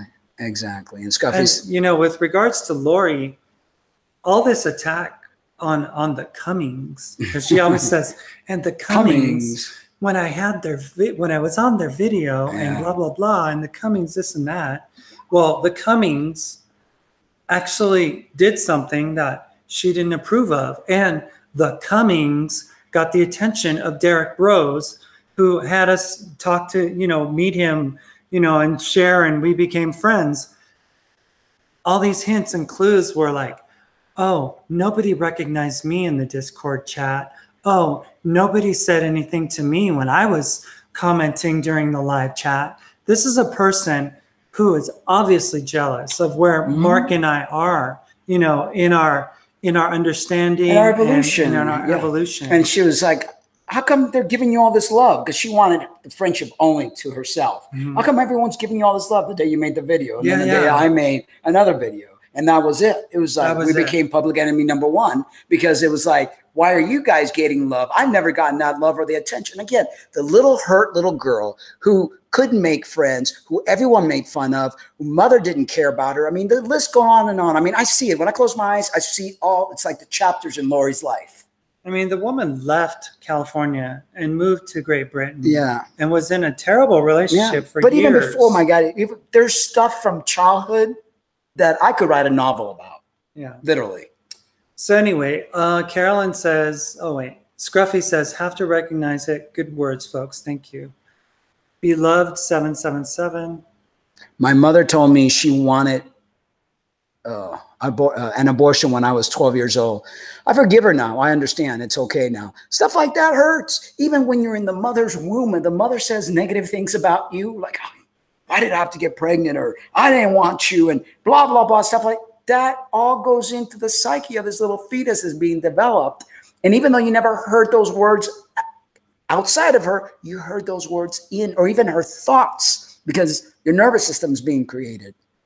So Darth Revan says, how do you get over your childhood crush that for some reason that keep you back, trying to move on, but keep doing more damage than a need? That's interesting. A childhood crush that keeps. So you're saying that you're still in love with that first person you had a crush with, and you have not been able to move on. Did they lead you on, or did you guys have any type of intimacy whatsoever, and then it broke off? That kind of rings a little bell with me, because I had my first love, Denise White, is in high school, and we were abruptly broken apart by her family. They sent her away, and that took me years to get over. I became addicted to alcohol, to drugs. I was abusive to myself. I didn't care about a thing. I tried committing suicide back then. It was very hard. It took me a lot of years to mend from that pain. And it's just with time, with self-love, with looking through that pain and really analyzing the situation, owning it, feeling it. And eventually, when you're ready, you let it go, but it takes work, because you're probably thinking you weren't good enough, because that's usually the case. When somebody doesn't respond to our love, or when we are, abruptly detached, we think, what did we do wrong? What could have I done better? And we beat ourselves up. Tracy says, this existence may actually be what the Greeks called Tartarus, land of the dead, Hades, Tartar, US. Us. Yeah, totally. More work, yes. Totally. Hello, beautiful people. Love you very much. Des. Hello, Des. We love you too. Des. Thank you for joining us. True Seeker says, yes, that's the Twilight Zone twist to our existence. This existence is a form of hell. Wailing and gnashing of teeth occurs here. Hello, McFly. Hello. I know, right? Malicious Megan, thank you for joining us. Malicious Megan. And Scruffy Pup says, I noticed Lori and the Eden bunch are tight now. They give her what she believes she needs. Oh, but she fought with Eden and the other. Because, it's like, I personally think she's got a lot of chemical imbalances going on, and, she's okay 1 minute with a person. Next minute, she finds a reason, to fight with that person. That's part of the narcissistic. It's part of that coping mechanism, that armor they develop. So they use people as needed. And then when people aren't singing their tune, they'll turn against them. That's a very typical narcissist trait. I just, it's just so weird. Just the weird spiritual stuff that goes on, and these people think that they're like the literal two witnesses that are predicted to be in Revelation, and all this really bizarre, extra, just really weird, right? Yeah. As if Derek Bros would be the Antichrist. I know. Please. It's like that video they made of you, like your eyes are doing this thing, and it's like, I'm going. Look at Lena's eyes. She has. I was like, Lena has all sorts of stuff, and she goes through a lot of things, but I've never, she's got a lazy eye like I do, but there's no demonic anything. There's a lot of hurt. There's a lot of childhood trauma. There's a lot of stuff going on, but there's no demonic anything in there. I could attest to that. Just and my eyes are black. They're brown. Yeah. There's just a hurt little child in there that needs healing. I can't get to her, because usually in relationships, there's, you can't counsel or do whatever with a person you love or anyone in your family. It doesn't work. It's very difficult. Magic says there's a lot of soulless people in our world. They feed off negativity and human pain. And I would venture to say that some of these people aren't even human. They're like archonic. Well, Archons, archonically created, and they shift into this human form or something. Yeah, or the Archons have their claws deep within there. They're inside, because hurt people have little holes that allow the Archons to go in. It doesn't mean possession. It's just the Archons almost like dominate your thinking, your mind, your pain. They know exactly what to trigger. It's like, if you guys see movies where you see the demons or whatever speaking into your ears, and they're not even your thoughts, but you think they are. So you start hearing these emanations in your head, and this person's trying to control me. This person's trying to do this. This person is this. This person is that. It's not even your thoughts. Because when you like step out of that and you realize, whoa, no, where did that come from? It's the Archons. They're in there. She sounds lonely. Very much so. Very much so. I mean, and that's what most of these women that are attacking Derek have had the hots for Derek, you know, and have wanted to be with Derek. And when Derek goes, I want to be with you, you know, they became very jealous of Malia. And then the attack became even stronger because there's nothing worse. And I know because I've been a byproduct of that. When somebody that you've broken up with, or let's say, because Derek hasn't been with certain people, but they wanted to be with you and they couldn't, then they become malicious and they find a way to try to destroy you and they make lies about you. That's exactly. Recently, Alpha made a video about Derek's butterfly or something. And then he like broke down numerically what the 303. And then he like made a joke and said, and if you flip it upside down, it looks like an ass hat because Derek's an ass hat. It's like, they're 2 years old. 2 years old. Grow up, Matt Lee. Grow up, please. Crazy. So anyway, these narcissistic humans are created without souls, and they work for the overlords. Don't feed them. And she had said something. My father did not want children. My mom tells me this a few times a month. Used to hurt. Yeah. I mean, and parents don't get it. It's like, hello, I'm right here. Why are you telling me this? You know, Mr. Bubs says, I always thought my father would have me offered to bail. Tell you, my mother was, and I love her dearly, but my mom was pretty narcissist, you know, and many a times, you know, the things that she has told me, I mean, I'm surprised I'm not dead in a mental institution and God knows what else.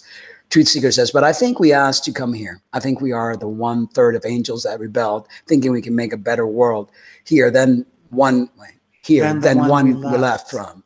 Yeah, because we always think the grass is greener on the other side. I'm going to go there. And we get there and we're going, no, I guess I shouldn't. God, I missed the path. But, you know, and it's that constant confusion. Yeah.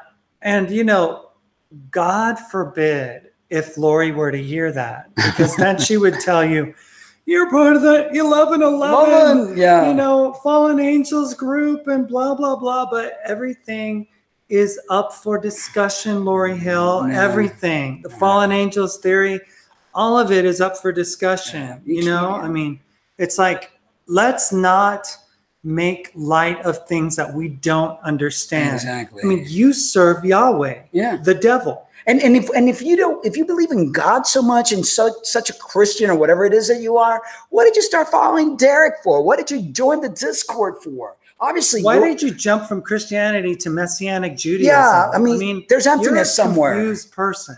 Yeah, and there's some sort of emptiness that you're trying to find. You don't know where. So you weren't accepted in a particular group. So you're like, you didn't accept me. So I'm going to go back to the other side, and I'm going to go against you.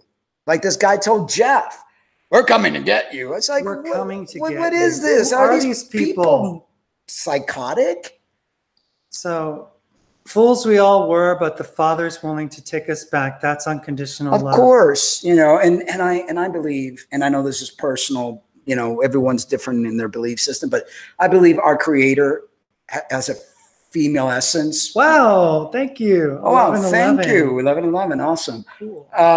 You know, and mothers love their children. It doesn't matter if they're a criminal. It doesn't matter if they love you. So I believe that, yes, we've got a Father Sky and Mother Earth or whatever, or the essence of a female and male energy. But, you know, I get this comforting feeling to know that our Creator, our Creatress, you know, has a female essence to her and she loves you no matter what. And that's, you know, my personal belief, and everyone's entitled to theirs. Scruffy Pup says, lazy eye, LOL, me too. And I get some odd looks at times. Have you gotten this? Are you looking at me? Oh my Are you gosh. looking at her? Yeah. See, mine goes this way and Lena's goes that way. But then if I look for this one goes that way. It's comical. Yeah. I think I have two lazy eyes. Yeah, they go either way. I don't see with both eyes. So when 3D thing was out, you know, I would wear the glasses. Remember those holographic images that people were like, oh, I see the dragon. Yeah, I can't see it. Or the 3D. I was like, I would put those glasses on. I'm like, are mine broken? because I would put them on and I'm like trying to, it's because you need. Oh, the red and because you need both eyes working at the same time to see 3D. I can never see. The ones that worked for me were the more modern ones that are like sunglasses. Those actually worked for me because I didn't have to use both eyes. Because I usually just use one eye. Like I compensate with my left eye, and that makes my right eye weaker. Yeah, I don't ever use my left eye, but thank you so much, Rex. 1111, very apropos. Appreciate it so much. So Truth Seeker says, fools we all were. Oh, you already did that one? Yeah. Scruffy said, yeah, we said that one too. Beloved. Truth Seeker, I often wonder if that's it, that we are too refined and become love again. Yeah. Yeah. I mean, I wouldn't doubt it. Magic AL. We're the ones that have been through a lot, are the souls that are ready for graduation.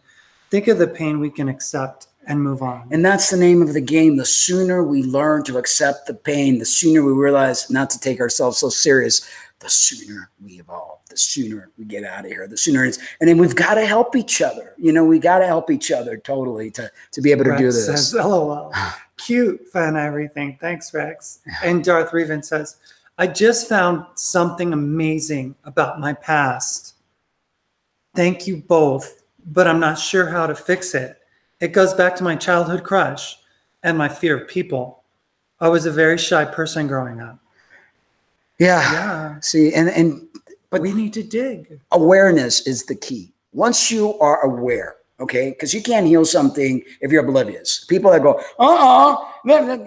you can't heal that. But when you become aware, that's the first step. So congratulations, that is the first step. When you become aware, and then when you remove the victim mentality, because the victim mentality will not allow you to heal, So you aware, remove the victim mentality. Now you're going to put the gloves on and you're going to go in there and you're going to start digging stuff and you're going to go as deep as you can. And when you find it, you're like, okay, found you. Okay. So you start observing it. You start, remembering the feelings. It's going to hurt because it's going to have little jagged edges and it's going to cut you and it's going to go, And most time people want to go, no, I don't want to deal with this. We've got to. Because unless we do that, unless we're truthful with ourselves, because you have to be, you could lie to the world, but how can you lie to yourself? Because it's going to keep gnawing at you and it's going to keep coming back. You then try to understand it. So you're like, where was her words again? Because I want to, so that rejection of that childhood crush, okay? That feeling of, I'm not good enough. They didn't want me, You've got to feel it and understand, okay, why didn't they want me? Well, maybe they had another girlfriend. Maybe they weren't ready for commitment. And I don't know how old you were because, it all depends on the age. But let's say you were in high school and the person could have been a shy person or could not, it probably wasn't a person for you. Sometimes we want something and it's not meant for us. So it's almost like heaven said, good thing that you didn't get involved because it could have been the death of you. It could have been disaster. So forgive yourself for feeling that, for feeling left out, for feeling hurt. Forgive giving you the time of day because you could have rocked the world and made that person the happiest person ever. But realize that now, I don't know if you are in a relationship or have been, but if you haven't, now at least hey, this is why I can't have a relation because I need to dig deep into this and understand this more so that I could let it go. And then what's waiting for you is going to be the most amazing individual.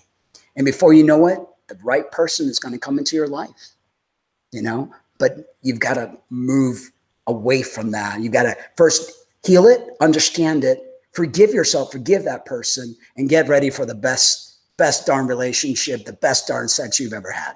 Rex says, you're welcome. Love the show tonight and every night. Very inspiring. Thank you, Rex. We appreciate you so much.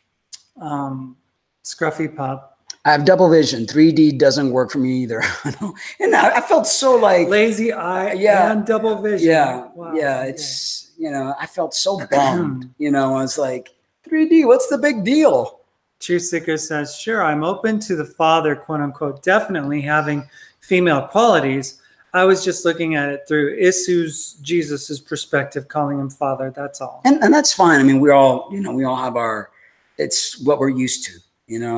But my mentality is a woman gives birth. You know, woman is what, and, you know, maybe the woman is where our soul comes from, or part of it, or, you know, we're still looking for the answers, but you know, I mean, we're just at that place where we totally realize that there's been a severe violation that's taken place in suppressing the feminine aspect of the Godhead, you know, this being of this infinite being of love, you know, and you know, we want to give it the respect that it deserves, you know, because the masculine has been on display forever. I mean, it's like we hear Jesus, we hear God the Father, we hear the Father every time. Where's a mother? Like, there's a mother somewhere. You know, whenever there's a football game and the Super Bowl, I'm sure that the guys on the bench didn't go, "Hey, Dad."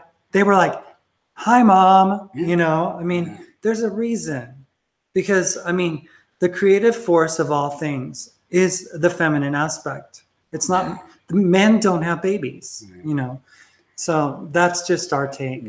Darth, my advice, review the situation as if you were a child observing it. This method has given me great insight. It might work for you. I also tell people and my clients to write, keep a journal, you know, let that child within express feeling to writing. It's almost like you go into this hypnotic state of, you know, your feelings, and you write what you feel, and then go back to it and read it and try to understand it and just observe it and feel it. And again, a lot of forgiveness, and a lot of self-love and love for that person that might have hurt you.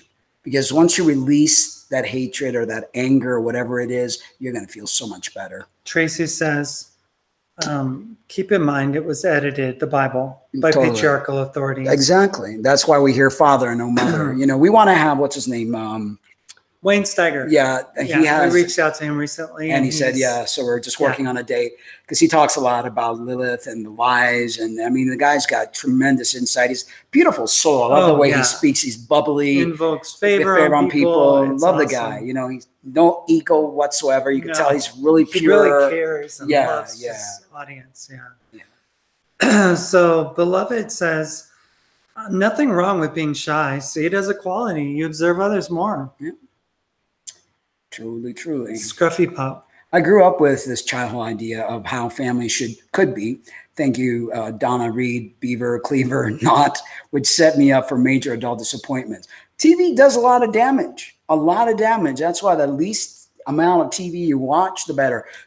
We watch Netflix, and we like to watch documentaries on YouTube or things that teach us. But I don't like, you know, regular TV programs. We started watching Ocean's 8, I think it was. We had to turn it off. We had to turn it off because there's like such a negative vibe, you know. They just wanted to rip off, you know, pull off some heist to steal some diamonds and something. And it's like, we want things that will speak to our spirit, you know, that will connect with us. So we ended up watching Avengers Infinity War. And boy, did that connect with us, right? And then also then we watched The Stars Born. Which I love romantic love stories as well. Yeah, that was my favorite. Yeah.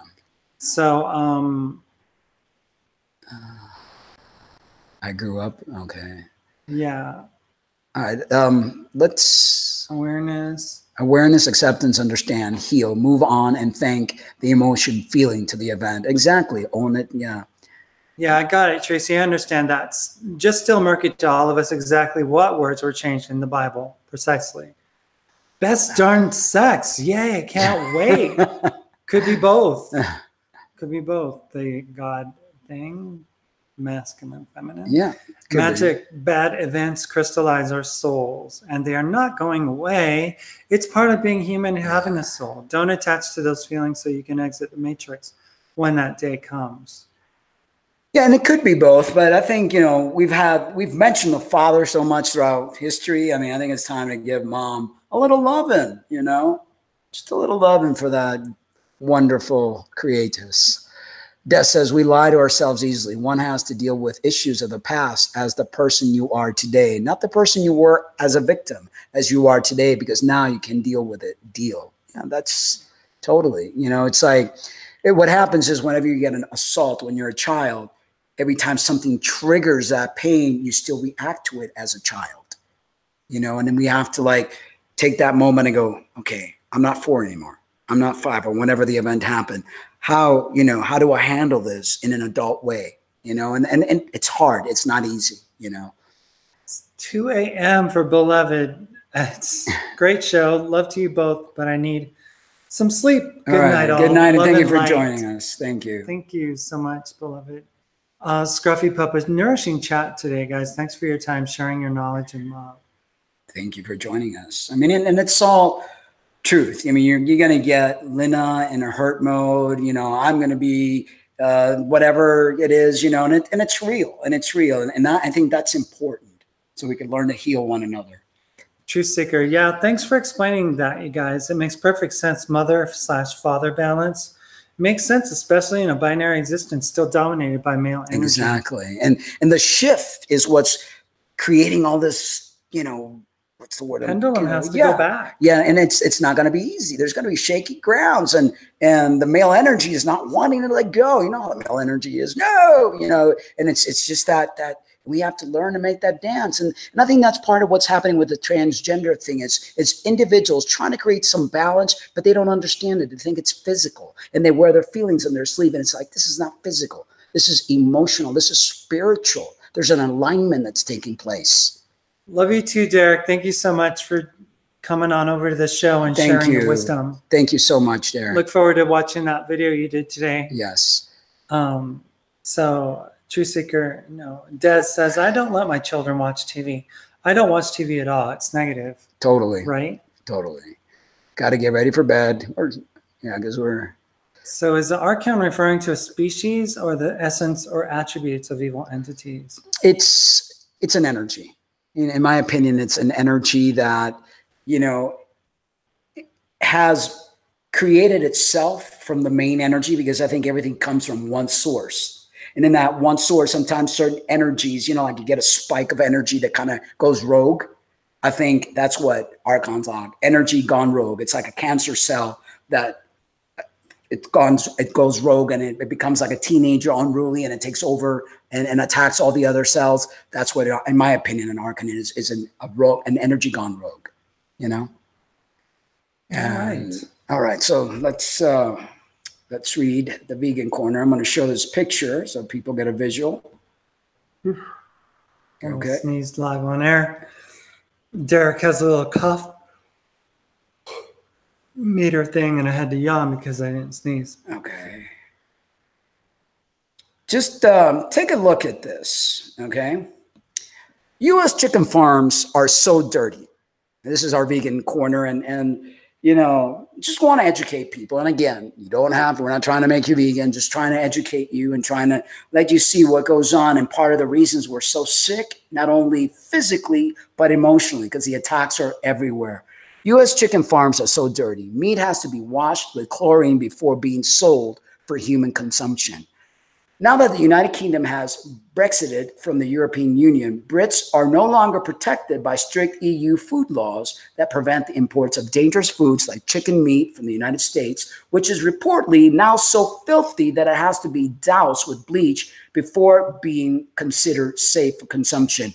Now, I'm going to remove this, but I hope that you kind of, look at the guy who's got this like specific suit on, and these poor little, poor little critters, are totally like, and that's a decent picture. If you watch Food Inc., these chickens get fat, they could barely walk, their legs are broken, they are filled with diseases, and it's not good. It's not good. Chlorine water is routinely sprayed all over U.S. chicken meat, believe it or not, as a way to destroy pathogens and other harmful components that are rampant in America's disgusting factory farms. Most of Europe has much higher standards than the U.S., which is pretty sad for the U.S. when it comes to rearing animals for meat production. Hence why American meat typically isn't welcomed there. Wow. And, I was in the UK. Oh, okay. I had a piece of chicken. It was green. Yeah, and I lived there for 2 years. Needless to say, I became vegan or vegetarian at the time. So it was Hindu because I was like, it was gross. It was gross too. Yeah. So if that's gross, can you imagine, I've seen pictures where butchers, literally you see the cancer in the meat and they just clean it out and wash it and sell you that. But now that the UK is independent from the EU governance, it's apparently an open game for Americans to import, including, and I wonder how that happened, right? Including potentially disease-ridden chicken meat that, in addition to possibly containing harmful bacteria, is loaded with bleach chemicals that are harmful to human health. It's not bad enough to put chlorine in your water and you're bathing with it. Now you're going to eat it too. Not surprisingly, there's been tremendous pushback by European activists who don't want chlorine-washed water from U.S. chickens consumed in their countries, reports naturalhealth365.com. However, awareness about the horrors of factory farming is spreading across the U.S. as well. U.S. chickens are an abomination of nature. While chickens were created to roam in open pastures, foraging for worms, bugs, and other tasty treats, the way they're typically raised in America eliminates all of these necessities. Most factory farms that house chickens in the U.S. are grossly overpopulated, with chickens crammed into cages and never allowed to see natural sunlight. You know, I've seen, oh my gosh, some horrific videos of the handlers taking them and just throwing them inside their cages, not caring if they injure them, break their wing or break their neck. I mean, it's really sad. It is what's taking place. Yeah. The power of the elements discover such horrific living conditions cause these chickens to become stressed, diseased, and ripe for contamination. NaturalHealth365.com's Dina Schmidt calls the end product a, quote, abomination of nature. And she's exactly right. They're overweight, oversized, and live crammed together in close quarters in large warehouses, writes Schmidt about the average American chicken. Since the chickens are bred for breast meat, they become overweight and top-heavy. Many are unable to even stand due to the excess weight and spend most of their lives squatting or sitting. As much as 97% of American chicken meat is treated with chlorine before being sold. Keep in mind that this is the norm and not the exception. Even quote-unquote organic chickens are raised in such conditions, if not allowed access to open pastures. Pasture-raised, quote-unquote, being something that you'll want to keep an eye out for on the label whenever purchasing chicken meat. Chances are, if it's on the grocery store shelf, it came from chicken raised in cages full of filth and diseases. This is why as much as 97% of all U.S. chicken meat is now treated with chlorine before being shipped off to the supermarket for sale to the public. As pointed out by Schmidt, this is actually necessary because there are currently no restrictions on the level of urine and feces allowed in chicken meat, which means that you are probably consuming bleach sanitized product whenever you eat U.S.-based chicken meat. Another thing that makes chicken meat toxic is all the genetically modified feed chickens are typically fed throughout the U.S. This fake food, quote unquote, adds insult to injury for an already disastrous situation as it pertains to the quality and safety of American chicken meat. Eating factory farmed poultry means exposure to a veritable toxic soup of chemicals to which the birds have been exposed, she warns. And the only way to avoid this is by steering clear of chicken that's grown via factory farming and instead, eating organic generally. No, don't eat any chicken because don't eat any chicken. No, you're chicken. Eating death. You're eating blood. Right. You know, the way we treat animals, Fan Everything says, in this world, shaking my head, not sure why humans are so surprised at the way we treat other humans. Children, etc. Sorry, this blind eye shit has got to go. Totally, and it's karma. I believe we're developing a lot of karma, you know, and we're eating suffering, we're eating toxins, we're eating just things that are not meant to go inside your body, period. Darth Revan says, chicken are said not to be on the list of clean meats. Yeah, no meat, in my opinion, is clean. I mean, the way they treat cows, that's another story. That's even more inhumane and more pathetic. Raise the frequencies as much as possible. Going vegan is a step in the right direction. Totally. And Carolyn says, I worked in a lobster plant for 1 season, and that's when my desire for turning vegan began. Not only that, but I was inflicted with all kinds of pain I could not understand. Well, that's what happens when you eat any type of animal product. You get an acidic pH in your bloodstream, your joints become toxic, you get fibromyalgia, prone to cancer, prone to heart attacks, strokes, all these different things, you know, because it's not meant to be in there. Your body knows, so it's trying to rid itself of that stuff. And Carolyn said, now I know I was feeling the lobster pain from the raw side. When I discover how they were preparing and cooking them, you don't want to know. And one of the things for me was I was visiting a friend up in Nova Scotia, in Halifax, Nova Scotia, lobster capital, you know, in Canada, you know, and her dad had worked as a fisherman or something, a lobster fisherman, and they bought some lobster and we prepared it. You know, we brought it back to her apartment, and when she stuck it in to steam it, they scream. You could hear them screaming. Yeah. I mean, you literally. I mean, and I was like, "What is that sound?" She's like, "Oh, they're just not comfortable." Not comfortable. They're like being being boiled to death. alive. We're eating suffering, literal suffering. That's what's happening. You know, you can't see the piece of pork rib or steak that you just, you know, pulled out of your refrigerator, that it came from an innocent, sentient earthling, you know, with beautiful, radiant eyes and a smile and teeth and nose and, I mean, senses and love and compassion. Yeah, I mean, cows are super smart. They are super. Chickens are super duper smart. Really, they're smarter than cats or dogs. Yeah, totally. Pigs. Yeah. Oh my gosh. I mean, it's they like have families, they have feelings. They deserve to live. Anyway, Cyber Skull says, "What standards? There is no standards. Only money." Exactly. Money is the standard in this freaking planet.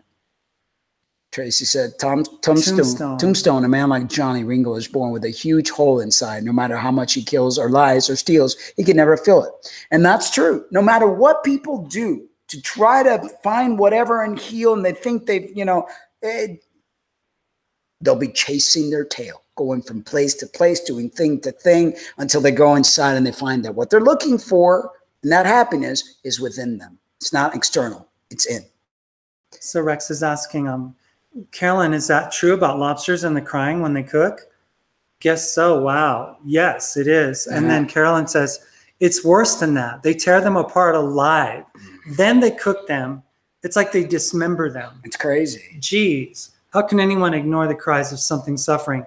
That's what I would think, you know. And before I was like, okay. Oh, I've heard them screaming, because she said, do they have vocal cords? I don't know what they have, but they communicate and they make noises. And when they're hurting, every animal screeches and screams. I mean, you hear a pig when he's being squealing away. A cow, chicken. They're. I mean, every animal cries out. They don't want to die.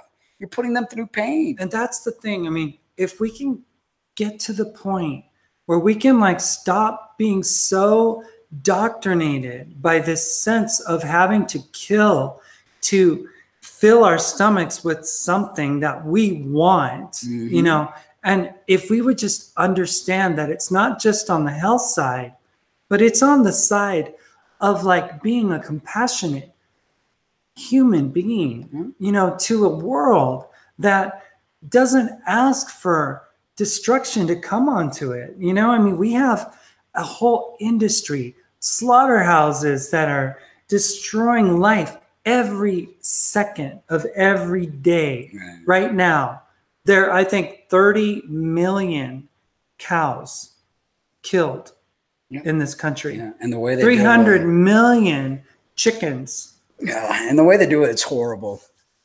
All right, so we're in a trans corner, and today we're going to be discussing herbs for trans women. I mean, one of the things that I'm very much against is any type of medicalization for transitioning, because yes, it might give you the results that you want, especially FTM. It's a lot harder for MTFs, but estrogen is a very damaging hormone, you know, as we heard on yesterday's Trans Corner. So I wanted to find an alternative, because I know, you know, that dysphoria is real for some people. They feel uncomfortable. Until they are able to work through whatever it is that they need to work through so they could heal and accept themselves as they are and who they are, you know, then there are things that, you know, they could do to kind of help along whatever the dysphoria or whatever thought process they need to work through. So This article was written by Fern Valley. So historically, trans individuals, and it's Herbs for Trans Women is the name of the article. Historically, trans individuals have been marginalized in communities and treated as second-class citizens, often denied healthcare or treated as poorly by healthcare providers. Synthetic hormones can be difficult on the body and the system, as can surgery. Finding ways to supplement traditional Western medicine with an herbal regimen that can assist with healing after surgery or support feminization process of the body is an exciting field of study that is fruitful and can help assist those making changes in their bodies. I know a lot of trans women that actually do take. There was one from, where was she from? Norway, I think. Well, originally, I think she's Latin, from Spain, but lives in Norway. Yeah. And she did the whole gamut and went on hormones, but I guess her health, as eventually all trans women and trans men will find themselves in health issues. Now she takes herbal. I think she takes soy isoflavin, as her regimen. And, it works. I mean, that's what women used to take back in the day. This whole synthetic thing is pretty brand new and pretty damaging. Several herbs are known to be phytoestrogens or a herbal hormone naturally occurring in plants. Hormones work by attaching to receptor sites throughout the body.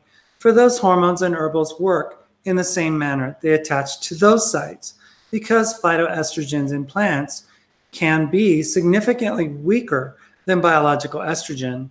Creating a regimen consisting of various forms of phytoestrogen can be useful. However, it is important to make sure that toxic dosages are not consumed because that can lead to lasting organ damage. And that's a very important warning because people think, well, the bottle says take 2. I want better results. I'm going to take 4. No, they can be just as damaging as synthetic if you go overboard. Your body needs to assimilate it. It needs to understand it. Your cells need to communicate with it. They'll never be able to communicate with synthetic because the body doesn't even recognize it. But something that's natural, just because it's natural, doesn't give you the license to go overboard with it.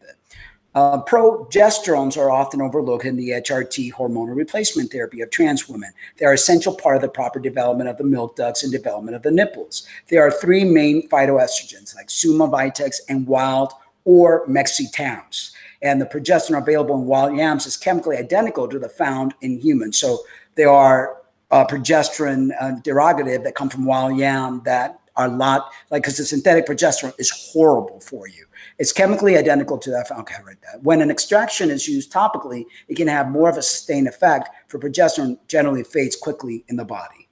Some effective phytoestrogens include black cohosh, blue cohosh, borage, butterfly weed, caraway, chaste tree, or vitex, dates, dill, dong quai, evening primrose, false unicorn root, fennel seed, fenugreek, ginseng, goat's root, gotu kola, licorice root, linseed or flaxseed, milk thistle, motherwort, pennyroyal, pleurisy roots, pomegranates, red clover sprouts, red raspberry leaf, squaw vine, southern wood, soya flower, and tansy. Of course, every individual reacts differently to each herb, and it may take time to come up with the best combination of herbs. It is of tantamount importance as well to make sure that the herbs are sourced from a place that does not use pesticides or other harmful additives.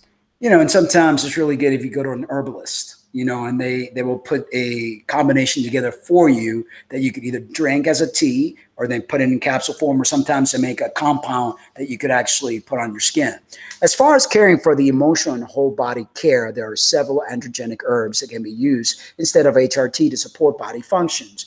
Damiana, ashwagandha, safarila, hoshu wu, wild oats, garlic, ginseng, pine pollen, vitex, and prickly ash are good for this. It is important also to incorporate herbs that can add nutritional support and that support the other main systems of the body. Because, see, that's where, synthetic hormone fails, because all it does is tear down. It poisons you. When you create a good combination of herbs, you're like treating the whole person. Creating an effective and safe blend of herbs to help trans women transition naturally or help alleviate and support the system when using synthetic hormones is a wonderful way of giving trans women agency over their treatment and their bodies, which is so often mistreated by mainstream society. The basis of herbalism is to find natural ways to care for oneself while teaching you how, so that you can maintain your health when you notice that something is different. Recognizing trans women as a whole person instead of a symptom is the necessary direction to head when implementing trans healthcare. And, you know, what I find in the medical community is that they really don't see you as a person. They don't see you as a whole person. They're not treating your mental disorders. They're not treating your emotional needs. It's just like a one size fit all.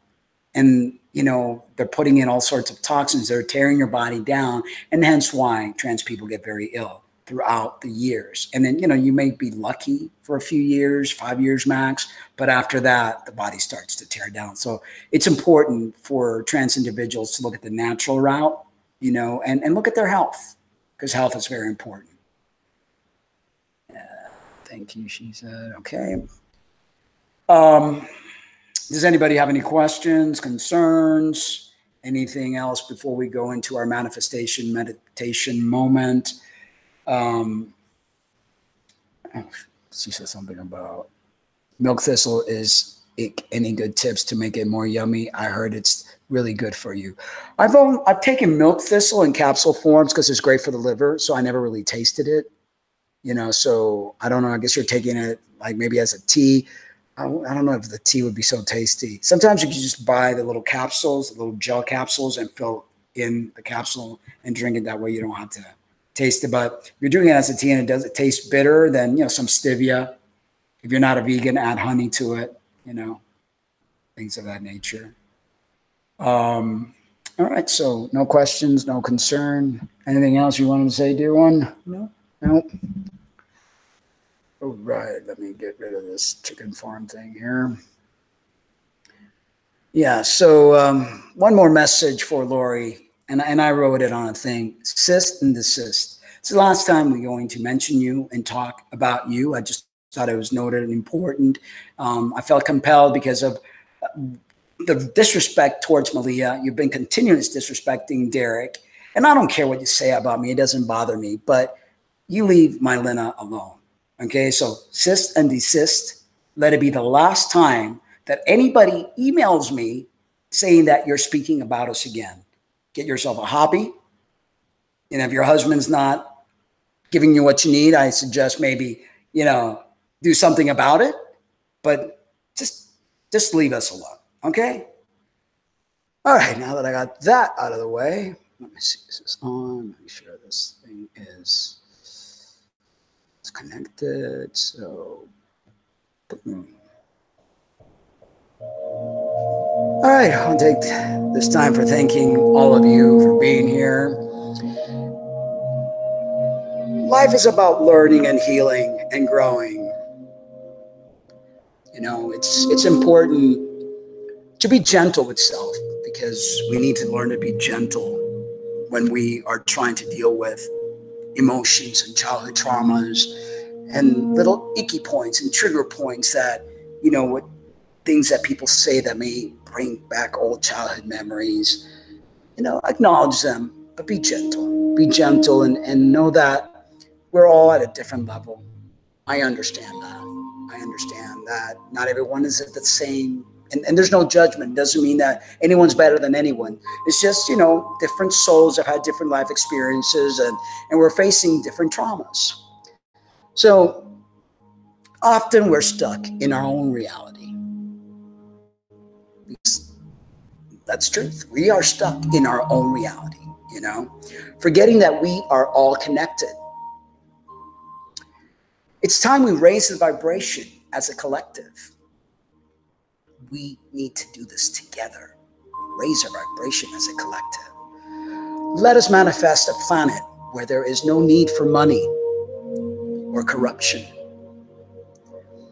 What is keeping us enslaved? Why are we still living this reality? When we learn to step away from our own desires and wants, we can make a difference in creating a place where we all can coexist as one. Learn to coexist and respect each other's views and opinions. When we learn that our own desires will not manifest the union and true love-filled planet, then and only then will we be able to see the fruit of our creation as a whole. Let us manifest. Let us manifest love without condition. That includes for yourself. To include love of every sentient being, the chickens, the pigs, the cows, all of them. Let us create a world where there is no need for weapons, no need for borders or documentation. Let us create a world where there is only caring attributes and a nurturing sense for all. You got to tell yourself this day in and day out. I am enough. Because you are enough, just the way you are. We are one. There are no enemies. There are no division. We are one. We fail to recognize this.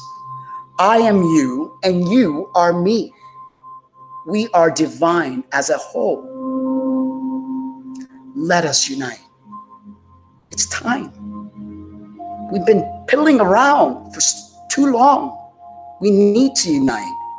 I want you to close your eyes. I want you to create a union with all loving souls. Extend your arms out and touch the collective. The collective that we are all part of. Feel love for every human being on this planet. Everyone, even the ones you don't like. I know it's hard, but you need to feel love for every human being on this planet.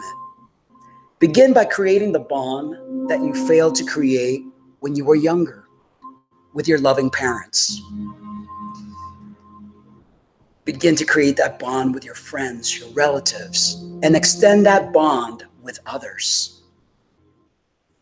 Make it a point tomorrow when you're out and about to smile to every human you encounter. Make eye contact. Make it a point to say good day or good night to those you meet.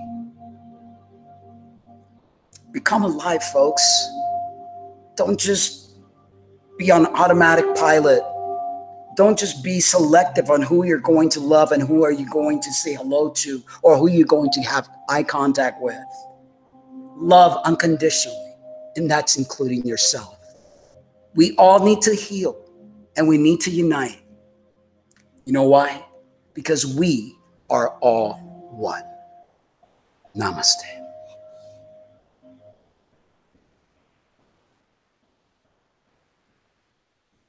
And it is. It's important. You know, it's important. I know it's not easy. It's not an easy task. We've been taught to be prejudiced. You know, we've been taught to judge, to hate. We've been taught to judge and hate ourselves. You're not good enough. You're not good looking enough. You're ugly. You're this, you're that. All those words that were told to us when we're little, we have taken them deep, you know, totally. And it's important not to like allow those words to enter our hearts because none of us are ugly. There's not one single person out there that's ugly. Because this is not at all anything to like compare beauty with. What's beautiful is in here. You know, that beautiful childlike demeanor, that innocence that we all still have.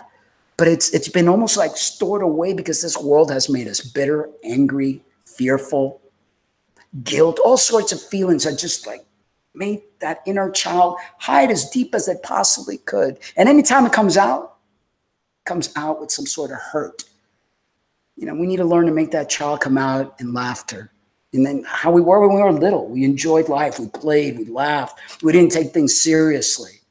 You know, we were alive. We need to return to that. And sweet. Huh? And Ryan said, good night, guys. And on the next, not sure what that means. Thanks, you brother, says Darth. What does Caroline say? Good night. Thank you. Sweet dreams. Favor and restoration for everyone. Always. And Phoenix joins us at the end of the show. And she says, much love. Good night. Will do, Mark. Never again. Never meant to hurt anyone. Lena, I'm sorry. Peace. I just care for you too, but I got it. Thank you, Phoenix. Appreciate it. We love you too. So beautiful, calming. Thank you. Thank you, Rex. Glad you enjoyed it. And thank you. Great guy, Glenna. Your luck, baby girl. Yeah. You know. Yep. And we appreciate you being here. Phoenix is always here. Yeah. So, love always. Ask yourselves what's wrong with them. Feel their hurt. Have empathy. Let their anger go away from you. Find yourself unaffected. You are the vessel to the kingdom. Love you, Mark and Lena. We love you too, Fana. Thanks, Thank you. Fana. Thank you. It's hard, this life, you know. It's not easy at all. But you know, we could either live in that frequency and think of it hard, or to say, you know what, I'm up for the challenge. That's what we came down here for. We just forgot, you know, because when we were up there, we thought, oh, it's a piece of cake. But we forget that we didn't come with our superhuman powers and our ability to, you know, to go and fix things. We came naked with all our tools, you know, of healing and stuff like that, hidden away. And we get to those tools when we start doing the work and we start to heal. And, you know, it's like a video game that you go from level to level, and then you end up having more powers and things of that nature. Well, that's how it is. The deeper we go and the more we heal, the more tools we have. So then we could help heal each other, you know, and it's really a beautiful thing. It really is. It's not as difficult as we make it. But, you know, we humans are drama queens. We love to make everything difficult. I just wanted to, and I know you're going to be watching this, Lori, guaranteed, because you watch everybody's videos that keep track of people all the time. Yeah.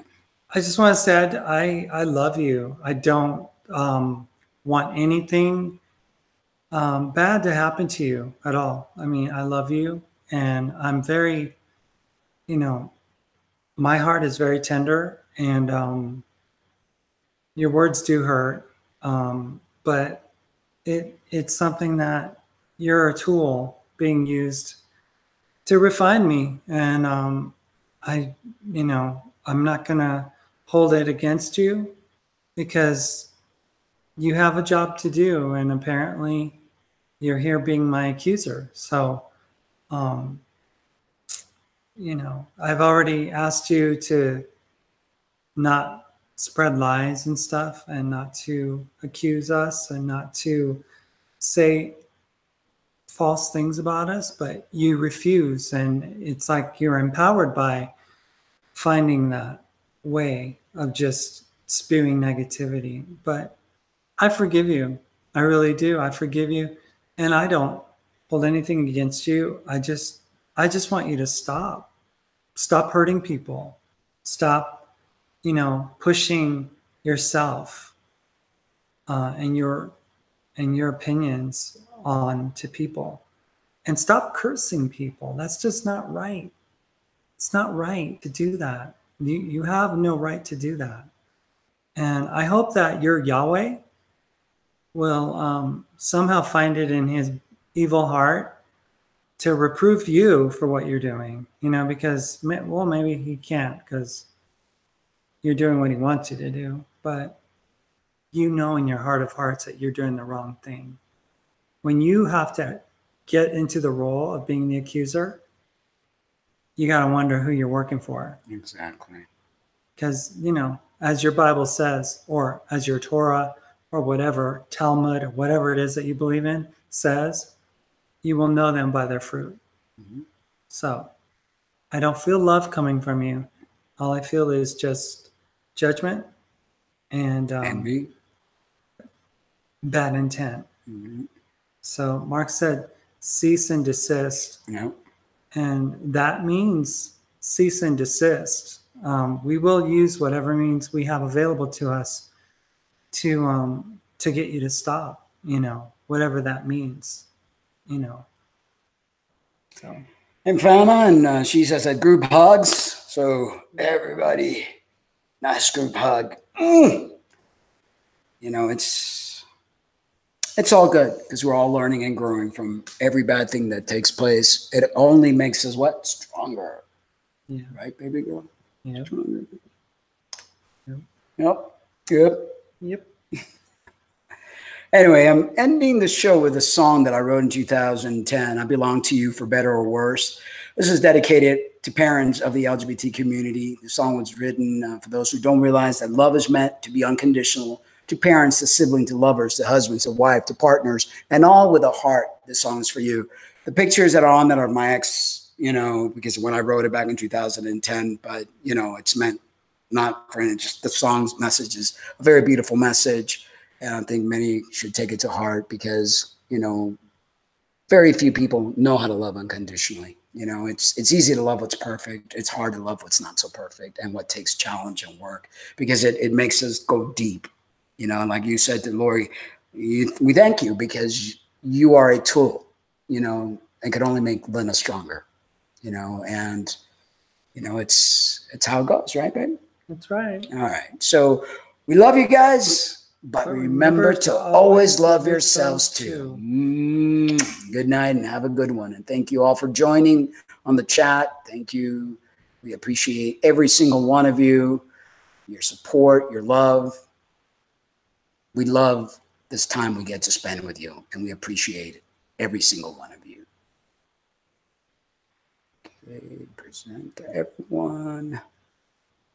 And here we go.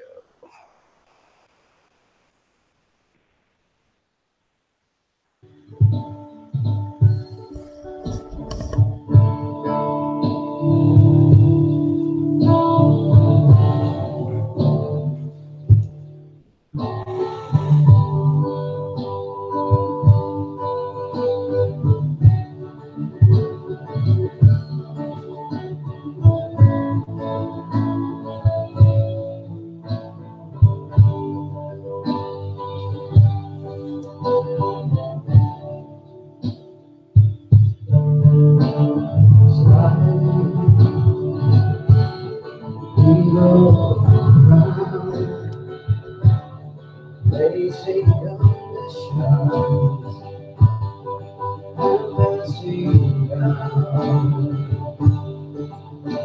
I hate that all mistakes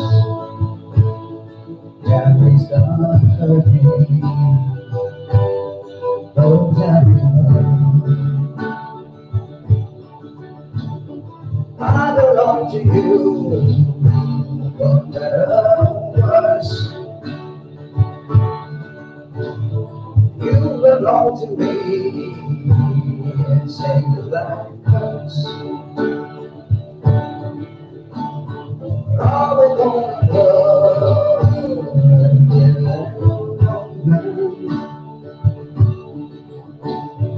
Show the world love is all around you. We can do that.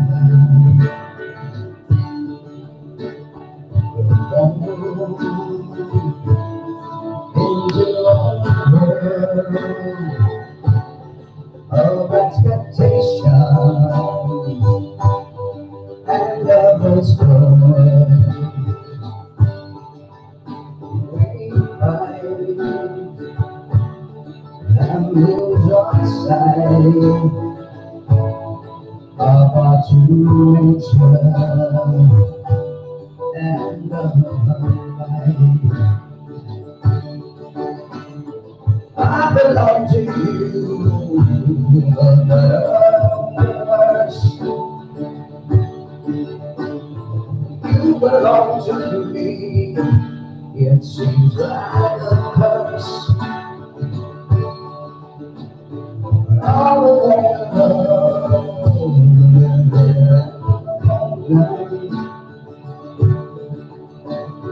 so the world is all around you. We can't do that.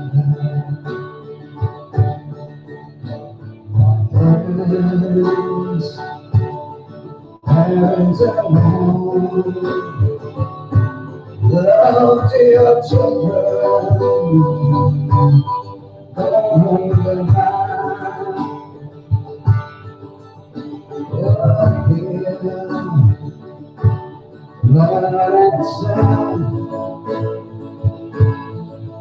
of our issues, all of our ways, I belong to you, the universe. You belong to me, it seems like a curse. I was born to love,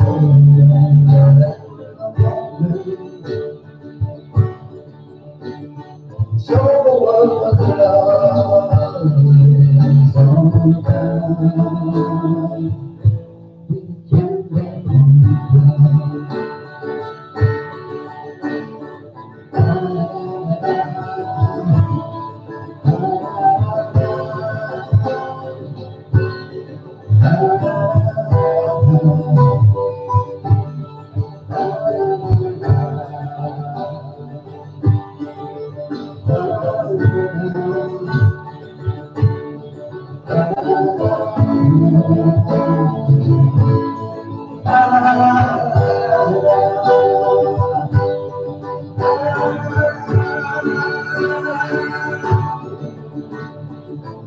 I'm yours, forever.